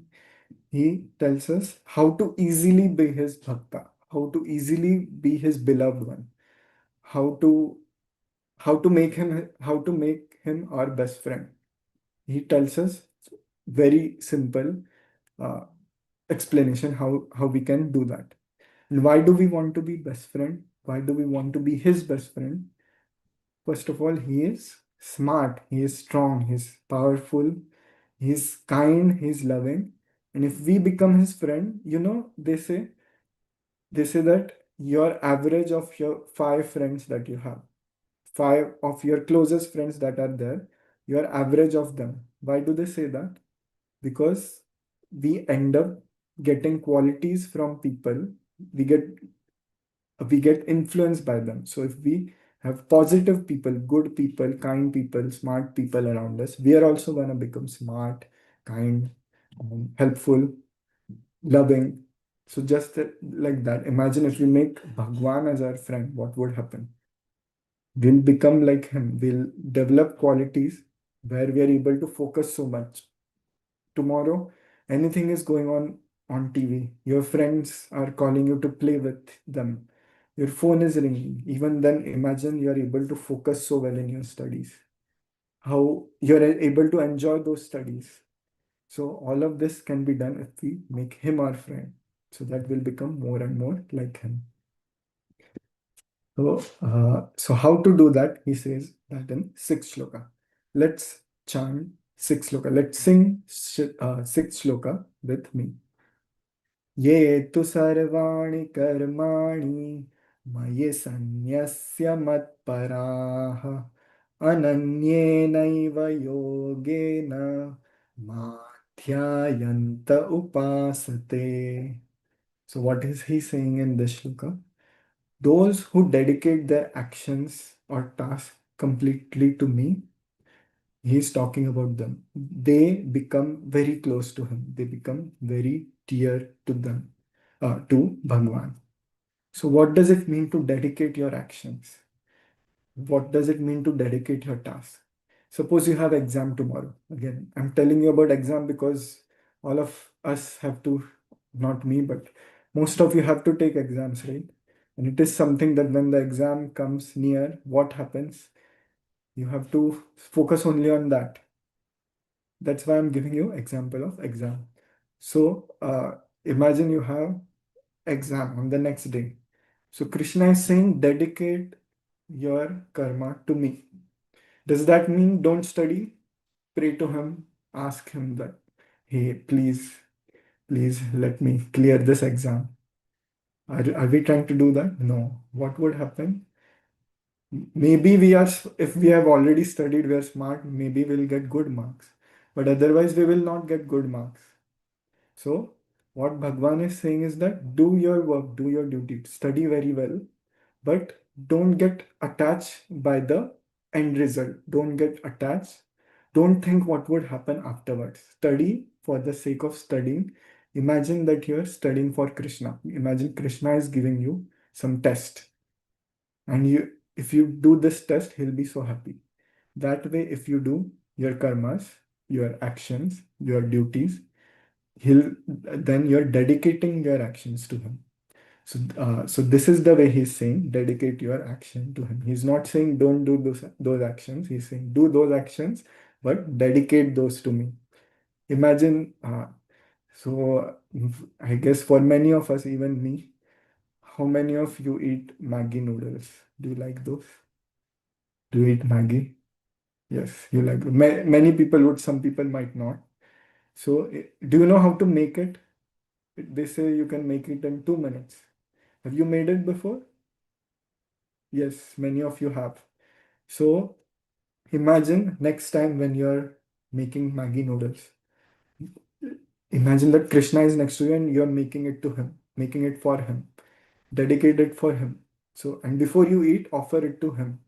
That's the way you can dedicate these different activities that you do to him. Suppose you like painting, paint Krishna. Or or maybe if you want to paint something else, if you want to paint beautiful nature, think of Krishna. Think that Bhagwan has asked you to paint it for him.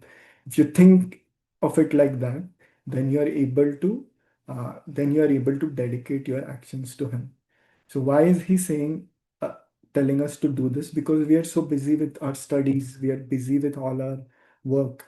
So because of, if we are able to integrate him in our other aspect of life as well, and let's say cooking, or let's say painting or studying, in all these aspects, if we bring him in our life, then he becomes very dear to us and we become very dear to him. He loves us even more, even more.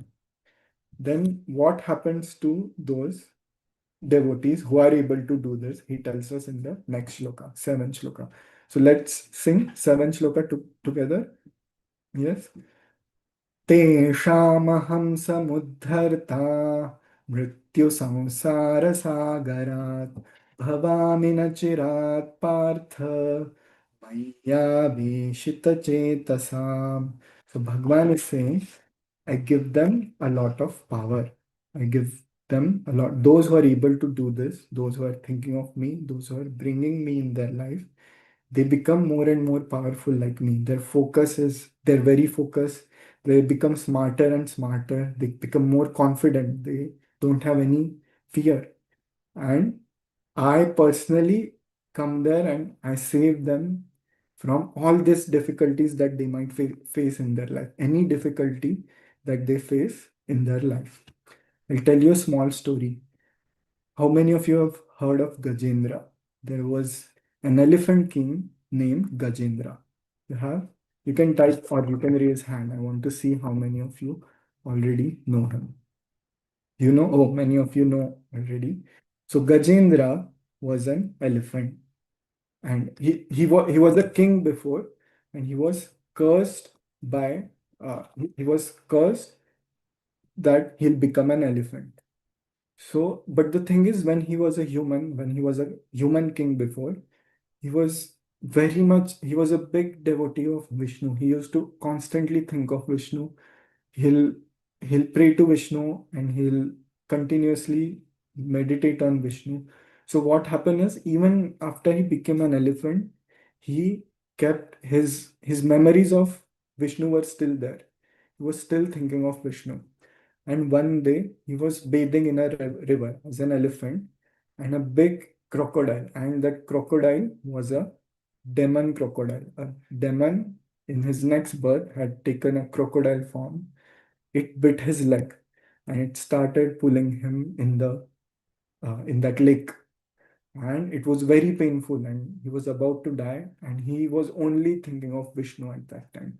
When this happened, Bhagwan Vishnu came over there uh, on top of Garuda, and then he destroyed this crocodile. So just like that, over here, if we are able to think of Bhagwan and bring him in our life, if we are eating anything, if we, just like how you'll offer to your best friend, if you have really tasty food, wouldn't you want to give it to your best friend? Or if they give you something tasty at school, wouldn't you want to give at least your mom to taste it? So just like that, if you share it with him, he'll love you more and you'll become more and more like him.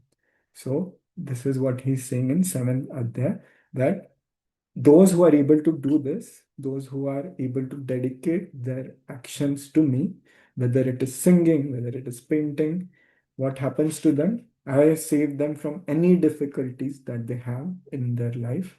They never go through any difficulty again. Even uh, how much of a dire situation there is, once someone is able to focus on him, then he says, I personally take care of them. That's what he's saying in 7th shloka.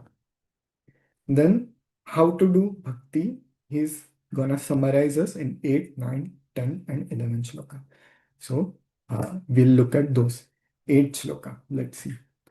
मय्येव मन आधत्स्व मयि बुद्धिं निवेशय निवसिष्यसि मय्येव अत ऊर्ध्वन्न संशयः. So what happens is we have mind and we have intellect. Many times they don't go together, and that's where all the difficulties happen. Our intellect, our buddhi, it tells us, oh, I have exam next week. I should study. Or I have homework. I should prepare right now. Otherwise, I'll have to stay up late, or otherwise, I might not be able to finish it. But then, what our mind tells us, mana, it tells us, oh, there is someone is playing TV. I need to watch that. Our buddhi is telling us that our intellect is telling us you have exam. Our mind is telling us, oh, I need to watch that show, TV. Or what it tells us, oh, all my friends are playing, but they don't have exam. But it still tells us that they're all playing. I want to play with them. So this is when mind and intellect are not on the same page. They're thinking of two separate things. So what Bhagwan is saying is that give your mind and intellect to me. Dedicate your mind, intellect to me. That means think of me. Meditate on me continuously. Think of me. If you are able to do that, what would happen? Your concentration would go. You'll be able to focus more and you will be smarter. So, most important thing of that you are learning today, that Bhagwan is saying is focus on him. You should be able to continuously think of him. This is what he is saying in this shloka. And he says that if you are able to do that, you will always live inside me. I'll always take care of you. You'll always live inside me. Now, what happens? Are we able to continuously think of Bhagwan? Are we able to continuously think of him? If we integrate him more and more in our life, then it would definitely increase. I'm not saying it's not possible. It will increase. Just like how I told you about if you have really good friend or you're away from your family, you would miss your mom, dad, right? If you're away from your family for a month, you'll continuously think of them. You'll think, oh, it's morning. My mom would have made this for me in breakfast, or she would have told me this, or your friend is away. You haven't met him in a long time. You'll think, oh, if he were to play this game, he would have said this, or it would have been more fun. So just like that, we would be able to think of Bhagwan more and more if we integrate him more and more in our life. But what happens is it's difficult for us because our mind it's not focused. It's difficult for us. So when we are not able to do that, Bhagwan tells us the next shloka, what other step we can do to still integrate him in our life, even if we are not able to completely think of him or focus on him. So let's see the ninth shloka. Okay, let's sing it together. Atha chittam samadhatun na shaknoshi mayi sthiram abhyasa yoge na tato mamichhaptun dhananjaya. So to summarize, Bhagwan is saying if you're not able to focus your mind completely on me, what can you do? What's the next step you can take? You can practice doing it. Now, how to do this practice? We talked about it in the beginning of this session. Let's see how many of you remember it. So, how to practice to focus your mind on Bhagwan? What are the different ways we are able to connect to him? Some people said that they do arti. Some people say they go to temple. Tell me more ways. Let's see what other ways you remember or you do. Which are the ways to, yeah, chanting is one of the best ways. Yes, all of those. Meditating, yes, good answer. Meditation, yes. Thinking of him, yes. Thinking of him is the most important thing. But if you're not able to do it, then he's saying there are other, if we are in our life and we are not able to continuously think of him, then he's saying we can do arti, we can do bhajan, we can we can read Bhagavad Gita. Yes, that is also one of the best things. You can learn about how to achieve these things through Bhagavad Gita. You can increase your focus through Bhagavad Gita. That is another way to uh, to uh, to do practice so that you will be able to reach him. You will be able to be his best friend. So if you're not able to focus your mind on him continuously, the next step he tells us that practice it more by doing all these things, any of these things, whichever is your favorite. Or if you like painting, paint him. You can do all of that. Then he's saying, but sometimes even that we are not able to do. If we are in school, or if we have an exam, then even if people are going to temple, maybe we are not able to join them because we have exam tomorrow. Then what can you do? Maybe you're not able to practice today, uh, praying to him or doing arti bhajan. Then he tells us the next step, which is in 10th shloka. Let's sing it together. अभ्यासेऽप्य समर्थोऽसि मत्कर्म परमो भव मदर्थमपि कर्माणि कुर्वन् सिद्धिमवाप्स्यसि. So he's saying if you're not able to do even that practice, like chanting, meditation, or arti, going to temple, bhajan, eating prasad, even that is a way of practice. If you're not able to do any of that, he's saying, think of whatever activity you're doing, think that you're doing it for me. If you're cooking something, if you're making Maggi noodles tomorrow, think that you're making it for him. So this way we'll be able to do our tasks, but we will also be able to think of him while doing those tasks. So this is a way he says, dedicate your karmas to me. Different activities you're doing, dedicate to me. If you're dancing, think like he's watching you and you're dancing for him. You're performing in front of him. So any of the things that you like if you like singing, next time tell him before that, I'm gonna sing now. I'm singing just for you, and then sing. So if you do that, then you have remembered him. So he will always be there for you. Then sometimes we are not even able to do that. Sometimes we find it difficult to even dedicate our karmas to him. So what's the next step? If we are not able to do these things as well, if we are not able to, let's say we have exam. Now exam, what are you gonna do? Are you gonna write about Krishna in exam? No, you have to answer the questions in the exam, right? So how can you still remember him there? That is what's the next thing that he has told that we are gonna see in next 11th shloka. This is the final shloka for today. Okay, let's sing the 11th shloka together. Athaitatapyashaktosi kartum madhyogamaashritah sarvakarma phalatyagam tatah kuru yatatmavan. So Bhagwan he's finally telling us that if you're not even able to do any of these things, there is even another thing that you can do. Suppose you're taking an exam. When you take an exam, you cannot you have to focus on that exam, right? You have to answer the questions. You have to remember the answers that you have memorized yesterday in the night. So how can you still bring him in that? How can you still remember him? So he's saying, whenever you're doing any actions, whenever you're doing any task, dedicate the results of those actions to him.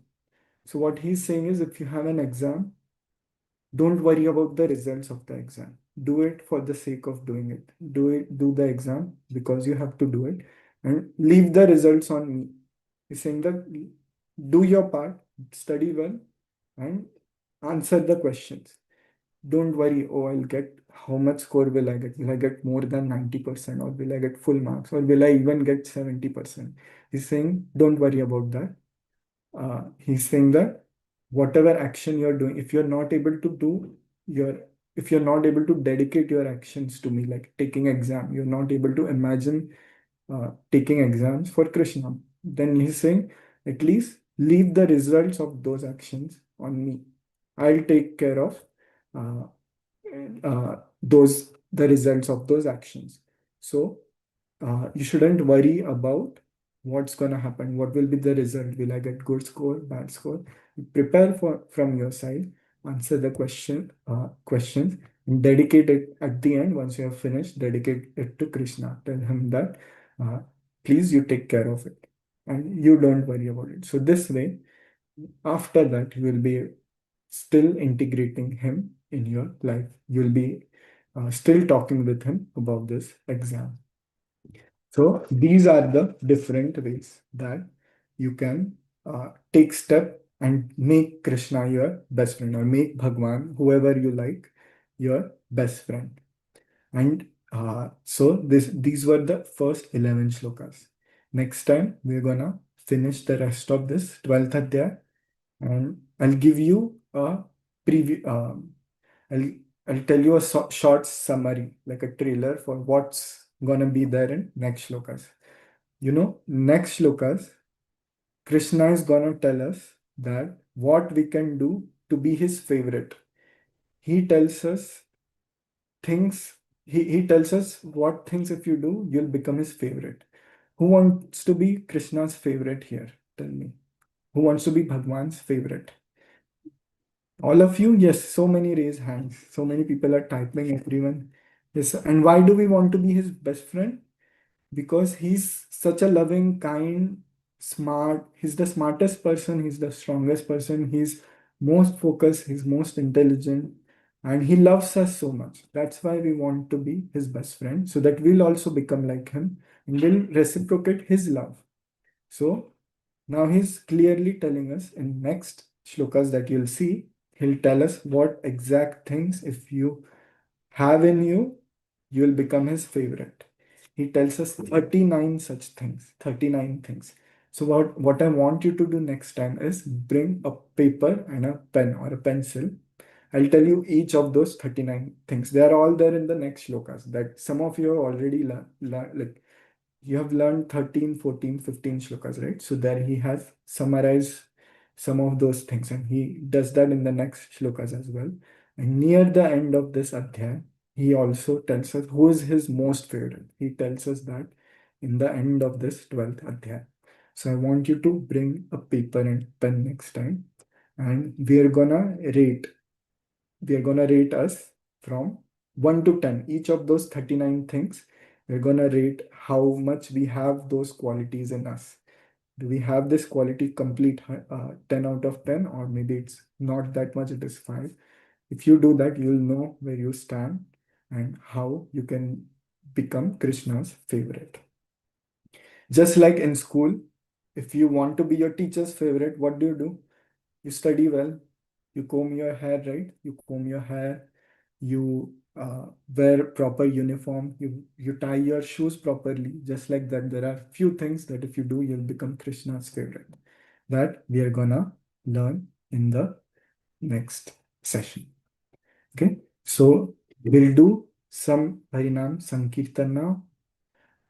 Hari Sharanam, Hari Sharanam, Hari Sharanam, Hari Sharanam, Hari Sharanam, Hari Sharanam, Hari Sharanam, Hari Sharanam, Hari Sharanam, Hari Sharanam, Hari Sharanam, Hari Sharanam, Hari Sharanam, Hari Sharanam, Hari Sharanam, Hari Sharanam, Hari Sharanam, Hari Sharanam, Hari Sharanam, Hari Sharanam. Jai Shri Krishna. Jai Shri Krishna, Bhaiya. Thank you very Jai much. Shri Krishna. You have given good thoughts to kids for concentration via Bhakti Yoga. Kids, you have enjoyed Bhakti Yoga part 1. I would like to tell you one more thing. In this L1 batch, more than 83,000 sadhaks had joined.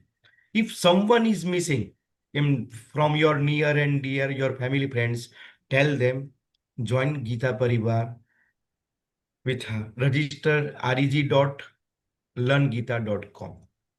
So now we are moving to question and answer sessions. So can we start, Bhaiya? Deepak ji? Yes. Yes. Yes. So please raise your hand for question.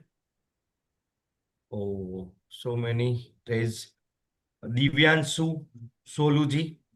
Please turn on your video, please, and unmute yourself.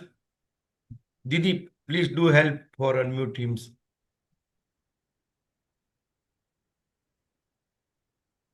Yes. Who's first?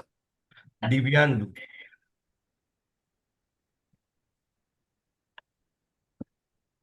His hand is not raised anymore, I think. Okay. Pradeep Behra ji. Pradeep Behra, please Yeah. ask your Pradeep ji. question, please. Yes. You have Yes, question? Mm-hmm. Please You tell can us. ask your question. Pradeep ji. Are you in dilemma? no, sir. You don't. Okay. Now next, If you want, you can Divyan type Soluji. and I'll answer it. Divyan I'll type it Soluji. Why is Krishna and Vishnu blue? down. Can you repeat that? I couldn't hear. Why are Krishna, Vishnu, Ram, and Shiva blue? Why they're blue? Because they when we see them, that is their aura that we see. That is uh, it resembles the color of sky. We call him Ghanasham. Right when it is about to rain, that's the color because he's all encompassing. He's everywhere. Like how sky we can see it everywhere. That the sky is getting it would be better to say the sky is getting its color because of him. So just like because they are like sky, all encompassing, their color is like that. Okay, thank you. Okay. Apurva ji, please unmute yourself. Please. Why start your that- video. Please. Hmm. बेटा video on कीजिए. Hmm.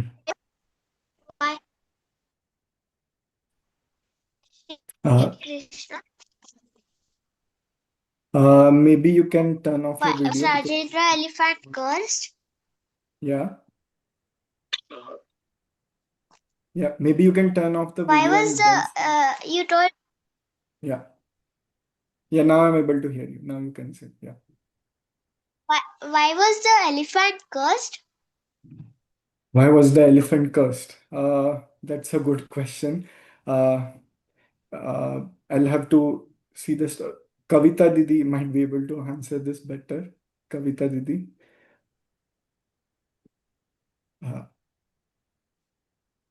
Kavita Verma Didi.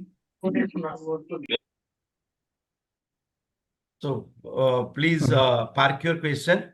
I'll answer this Yeah. next time. Okay. Yeah. Who's next? Next.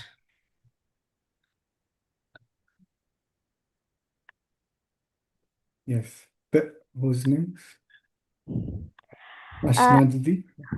Yeah, my question is that who was the person from the side of Kauravas who changed his side to Pandavas after the announcement of war? After the announcement of war, who was the person who changed the side to Kauravas? These are No, Kauravas to from Pandavas. Kauravas to Pandavas. Yes. Yeah. I am not exactly sure. Kavita Didi, are you here? Yeah. Yeah. I don't exactly remember, but yeah, there was someone who came from He Kauravas was side. the only Kaurav who survived the war. After the war, Oh, yes, he was okay. survived. He was one of the, yeah, he was, yeah. I don't remember his exact name right now, but there was a Kaurava who changed the sides because he realized that this war is Because this. he was the son of Dhritarashtra from the Dasi of Gandhari, known as Sughra. Oh, The Dasi okay, name was Sughra. okay, yeah. So, do you know why he changed sides? Because he wanted to just follow the dharma, and the dharma Yeah, says that we should just choose the right thing, not the wrong thing. yeah. And we all know that Kauravas were wrong at that time. Yes, because he knew about dharma, he knew why it He is wanted to important. follow the dharma. Yes, yeah, correct. Mhm. Yes. So smart kid is here. So now next Yeah, questions. it's tough questions. Mhm. So someone has given answer, I think, Yuyutsu. You, Yeah, the mm. answer is Jujutsu. I remembered that. Oh, okay. Yeah. Jujutsu. So Yes. thank you very much. Well, Mm. So now move next.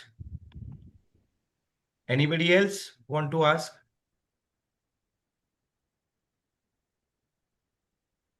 So, I think I just, Gayatri Padma Setti. yeah. So, Yes. yeah, you can ask. Yes. Okay.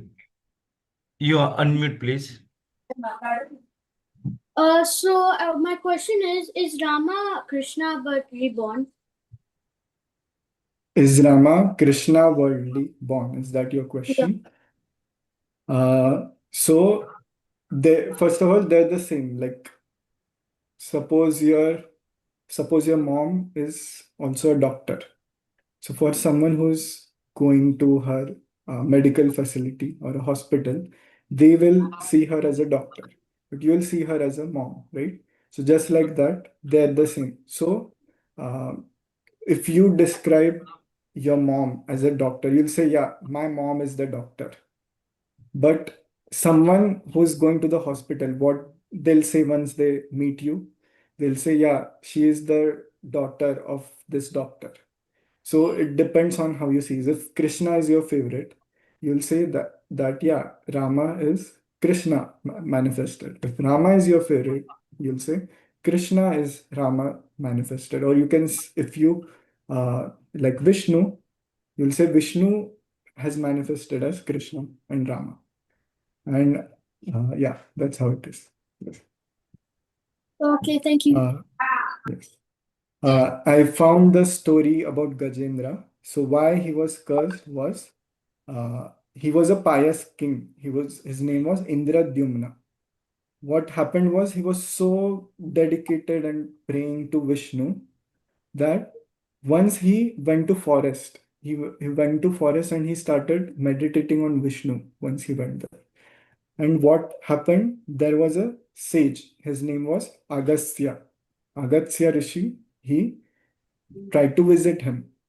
And this king now, this Rishi is so learned, he is so respectable, and this king didn't pay his respect to, he didn't of uh, welcome him, or he didn't go there to welcome him. And even if when he went to see him, he was not there. He was deep in his meditation. He completely forgot that there is a sage, there is a sadhu who has visited us, Rishi Agastya. Because of that, he got a curse from him. Yes. Yes, some kids are asking for the quiz, so I just wanted to announce Mhm. for the quiz results. We will have tomorrow another session in Hindi language, and you can join the Hindi language session at 5 p.m. tomorrow, and you will get the result of the quiz. So, who is the winner? We will announce tomorrow. So, must join at 5 o'clock tomorrow. Okay. We can continue the question answer session. Mhm. Yeah. yes, Ashna Didi, yeah. yes. Jai Shri Krishna. Mhm. You have a Uh, question? yeah. Actually, I just wanted to ask who was the first daughter-in-law of Kunti? Was the first daughter-in-law of What Kunti was the who name actually? I think So, yeah. Deepak bhaiya, if you Kavita. have answer, I think she does not have daughter-in-law, I think. Okay, she has daughter-in-law, but the first would So, be, Yudhishthir asked. hmm, Actually, yeah. all everyone is confused that Draupadi is the first daughter-in-law, but actually it would be the answer would be actually Hidimba, the wife of Bhim, Oh, is that, was she sister the of one who Hidimba. first? Okay. Right. Was she the one who first got married of all the Pandavas?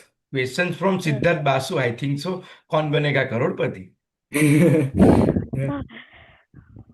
Yeah, you're so smart. You Whose have, son was Ghatotkach and his son was yeah, got it. Barbarik, also known Hmm. as Khatu Shamji from Rajasthan. Hmm.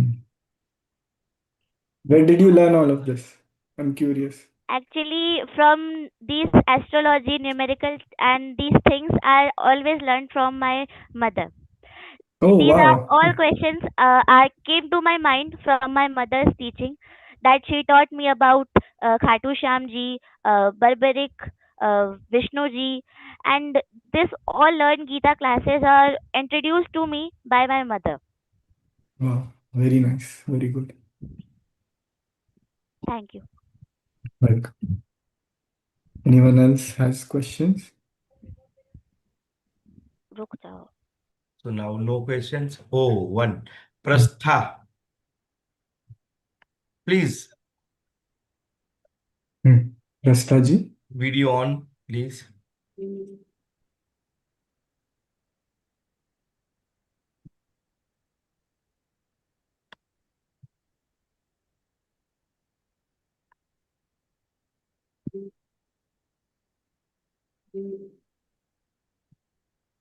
Yeah, you can ask. Litika BM. Please start your video. Video on कीजिए and ask your question, please.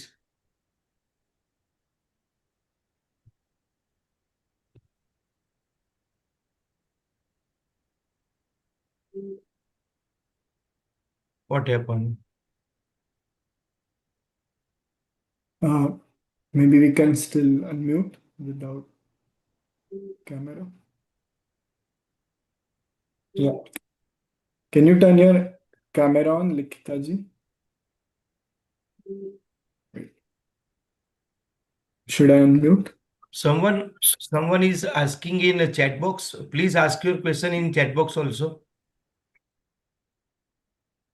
Yes. Likita ji, I'll unmute. Yes. Yeah, you can ask your question. Oh, you have to get unmute. You're not. Yeah, I'm sending you request, but okay. You can type if you're not able to get Oh. unmuted. You can type it. Anyone else has a question? I think no. Where can I open the quiz? Ganishka ji asked. So Didi has told that right now, tomorrow 5 p.m. Result will be announced.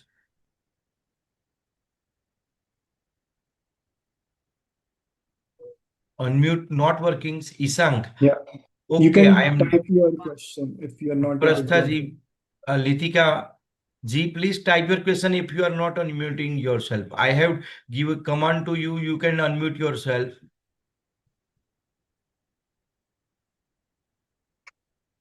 Yes, Litika ji, please type.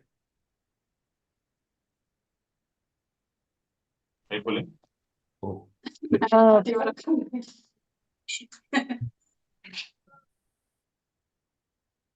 Prastha Didi, you want to ask question, please? Yes, Prastha ji. Yes, ask your question. Yeah. Your bandwidth is slow, so can you turn off your video and ask question?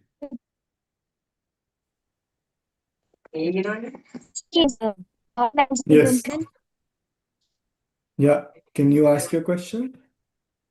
Why Rama was born as a human? You're asking why Rama was born as a human? Yes, sir. Yeah. So Rama was born as a human for all of us to learn how to live our life, how we can be moral, ethical, and be honest and follow the dharma. So he, in his all his life, how he has lived his life, you can see his life was technically, for someone else, it would be so painful living in forest for 14 years. But because his parents told him, he went there and he lived. So he has told us, he has showed us how to live his life. Even if he is all powerful, he didn't have to do all of this. He didn't have to, Yeah. uh, Yeah. he didn't have to be born and go through all of this. The only reason he could have lived in, because he's at then Vishnu, he could have lived happily in Vaikuntha, but he manifested and he was born over here for us to learn from him that even in difficult situations, how we can still follow the dharma and how we should do everything Yes. as per dharma. We should not do wrong things just because situations are difficult. That's why he was born. That's why he. Isang Introspection. Bhaiya Thank has you, typed the sir. question. Mhm. Okay, sorry. Isang Bhaiya has typed the question. How Krishna is strong even when baby? Yes, that's a good question. Because Krishna, uh, Krishna is he has taken a form of a he has appeared there in his baby form, but still deep inside he is still Bhagwan. He is still Krishna. That's why he has all the powers that comes with him. He's able to raise mountains. He's able to do all sort of things. He's able to show the whole universe inside his mouth to Yashoda. So even if he is born as a child, we should not get fooled that that's an ordinary child. It's a super child. He is the most powerful, most intelligent, most loving person, even as a child. There is no difference when he is older or younger. Uh, so Bhaiya here, Likita Didi I found her question that she had typed before. She's asking, Quizit is asking username and password, and she doesn't know the password. Please type your PRN number and your registered mobile number. You will get it from the website.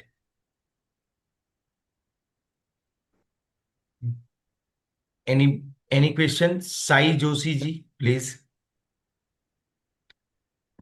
Please unmute yourself. Yes. I had a question. Mhm. During the Kurukshetra war, when Yudhishthir told that Ashwatthama had really died, and then his chariot touched the ground, what were the words spoken in Sanskrit? Uh, you're asking in the war In the Mahabharata. when, yes, What were you the said words speaking in Sanskrit by Yudhishthir about the elephant Ashwatthama and the human Ashwatthama? uh, he says something like Narova Punjarova. I don't remember the exact words, but it's something like that. He's saying, is it a human or is it an elephant? Narova Punjarova. It Is it is a Okay. human? Narova Kunjarova. Punjarova. Sorry, yeah, I Okay. didn't know Thank that. you. Yeah. Narova. Nara is human. Is it a human? Narova. And Kunjarova. Is it an elephant? That was what he said. Acha. Okay. Thank you, Yeah. sir. Yeah, welcome. Yes. Does anyone else have a question? I think so. Everybody is cleared. So Litika Didi is not unmuting herself. So You can still type it or put it in the. Aswasthama Har Narova Kunjarova. Yes. Mhm. So we are going to ending our sessions. Before that, we pray. We will take prayer and thereafter we chanting Hanuman Chalisa and then we'll depart. Before that, I would like to say thank you Thank you very much, all of you and your parents, because without you, this event won't be succeed. So thank you very much. Thank you, our technical team and backend team, for your support. And thank you, Bhaiya, Deepak, Nagle ji, Kavita Didi. Thank you very much. So for prayer, I would like to invite Sunanda Bandopadhyay ji from Abdanga Birbhumi. She is excellent homemaker. She has joined Gita Pariwar in 2023.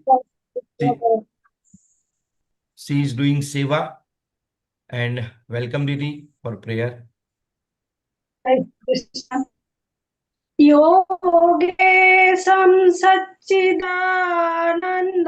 वासुदेवं व्रजप्रियं धर्मसंस्थापकं वीरं कृष्णं वन्दे जगद्गुरुं श्रीकृष्णं वन्दे जगद्गुरुं। जय Shri Krishna. Thank you very much, Didi, for prayer. So now we are ending our session. Before that, we all chant Hanuman Chalisa. Then we'll depart. We will meet in next session.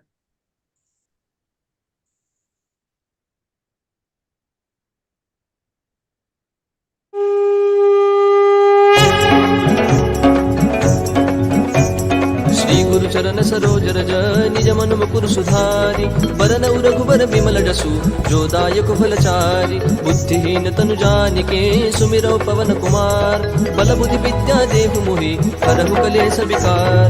जय हनुमान ज्ञान गुण सागर जय कपीसति लोक उजागर रामदूत अतुलित बल धामा अंजनी पुत्र पवन सुत नामा महावीर विक्रम बजरंगी कुमति निवार सुमति के संगी कंचन बरन विराज सुबेसा कानन कुंडल कुंचित केसा हाथ वज्र ध्वजा विराजय कांधे मूंज जनेऊ साजय शंकर सुवन केसरी नंदन तेज प्रताप महाजगवंदन विद्यावान गुणी अति चातुर राम काज करिबेको आतुर प्रभु चरित्र सुनिबेको रसिया राम लखन सीता मन बसिया सूक्ष्म रूप धरि सिंहि दिखावा विकट रूप धरि लंक जरावा भीम रूप धरि असुर सहारे रामचंद्र के काज सवारे लाय सजीवन लखन जियाए श्री रघुवीर हर्षि उर लाए रघुपति कीन्ही बहुत बड़ाई तुम मम प्रिय भरत ही समभाई सहस बदन तुम रोजस गावै अस कहि श्रीपति कंठ लगावै सनकादिक ब्रह्मादि मुनीसा नारद सारद सहित अहिसा जम कुबेर दिक्पाल जहाते कवि कोविद कहि सके कहाते तुम उपकार सुग्रीव ही कीन्हा राम मिलाय राजपद दीन्हा तुम्हरो मंत्र विभीषण माना लंकेश्वर भय सब जग जाना जुग सहस्र योजन पर भानु लील्यो ताहि मधुर फल जानू प्रभु मुद्रिका मेलि मुख माहि जलधि लांघि गए अचरज नाहि दुर्गम काज जगत के जेते सुगम अनुग्रह तुमरे तेते राम दुआरे तुम रखवारे होत न आज्ञा बिनु पैसारे सब सुख लहै तुम्हारी सरना तुम रक्षक काहू को डरना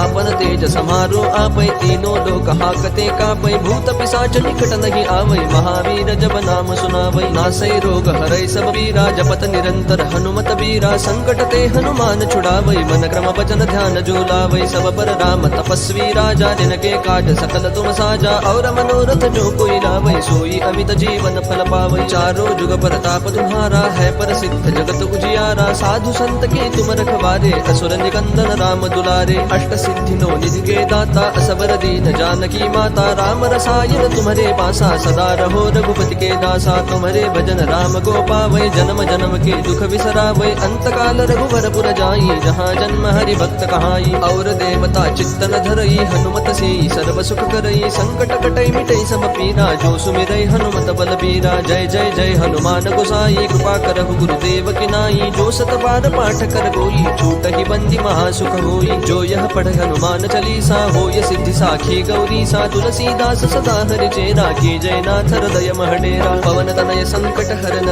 मंगल मूर्ति रूप राम लखन सीता सहित हृदय बसहु सुर भूप सियावर रामचंद्र की जय पवन सुत हनुमान की जय। Jai Shri Krishna. Now I Pranav Pancholi take your permission. We will see you in next session.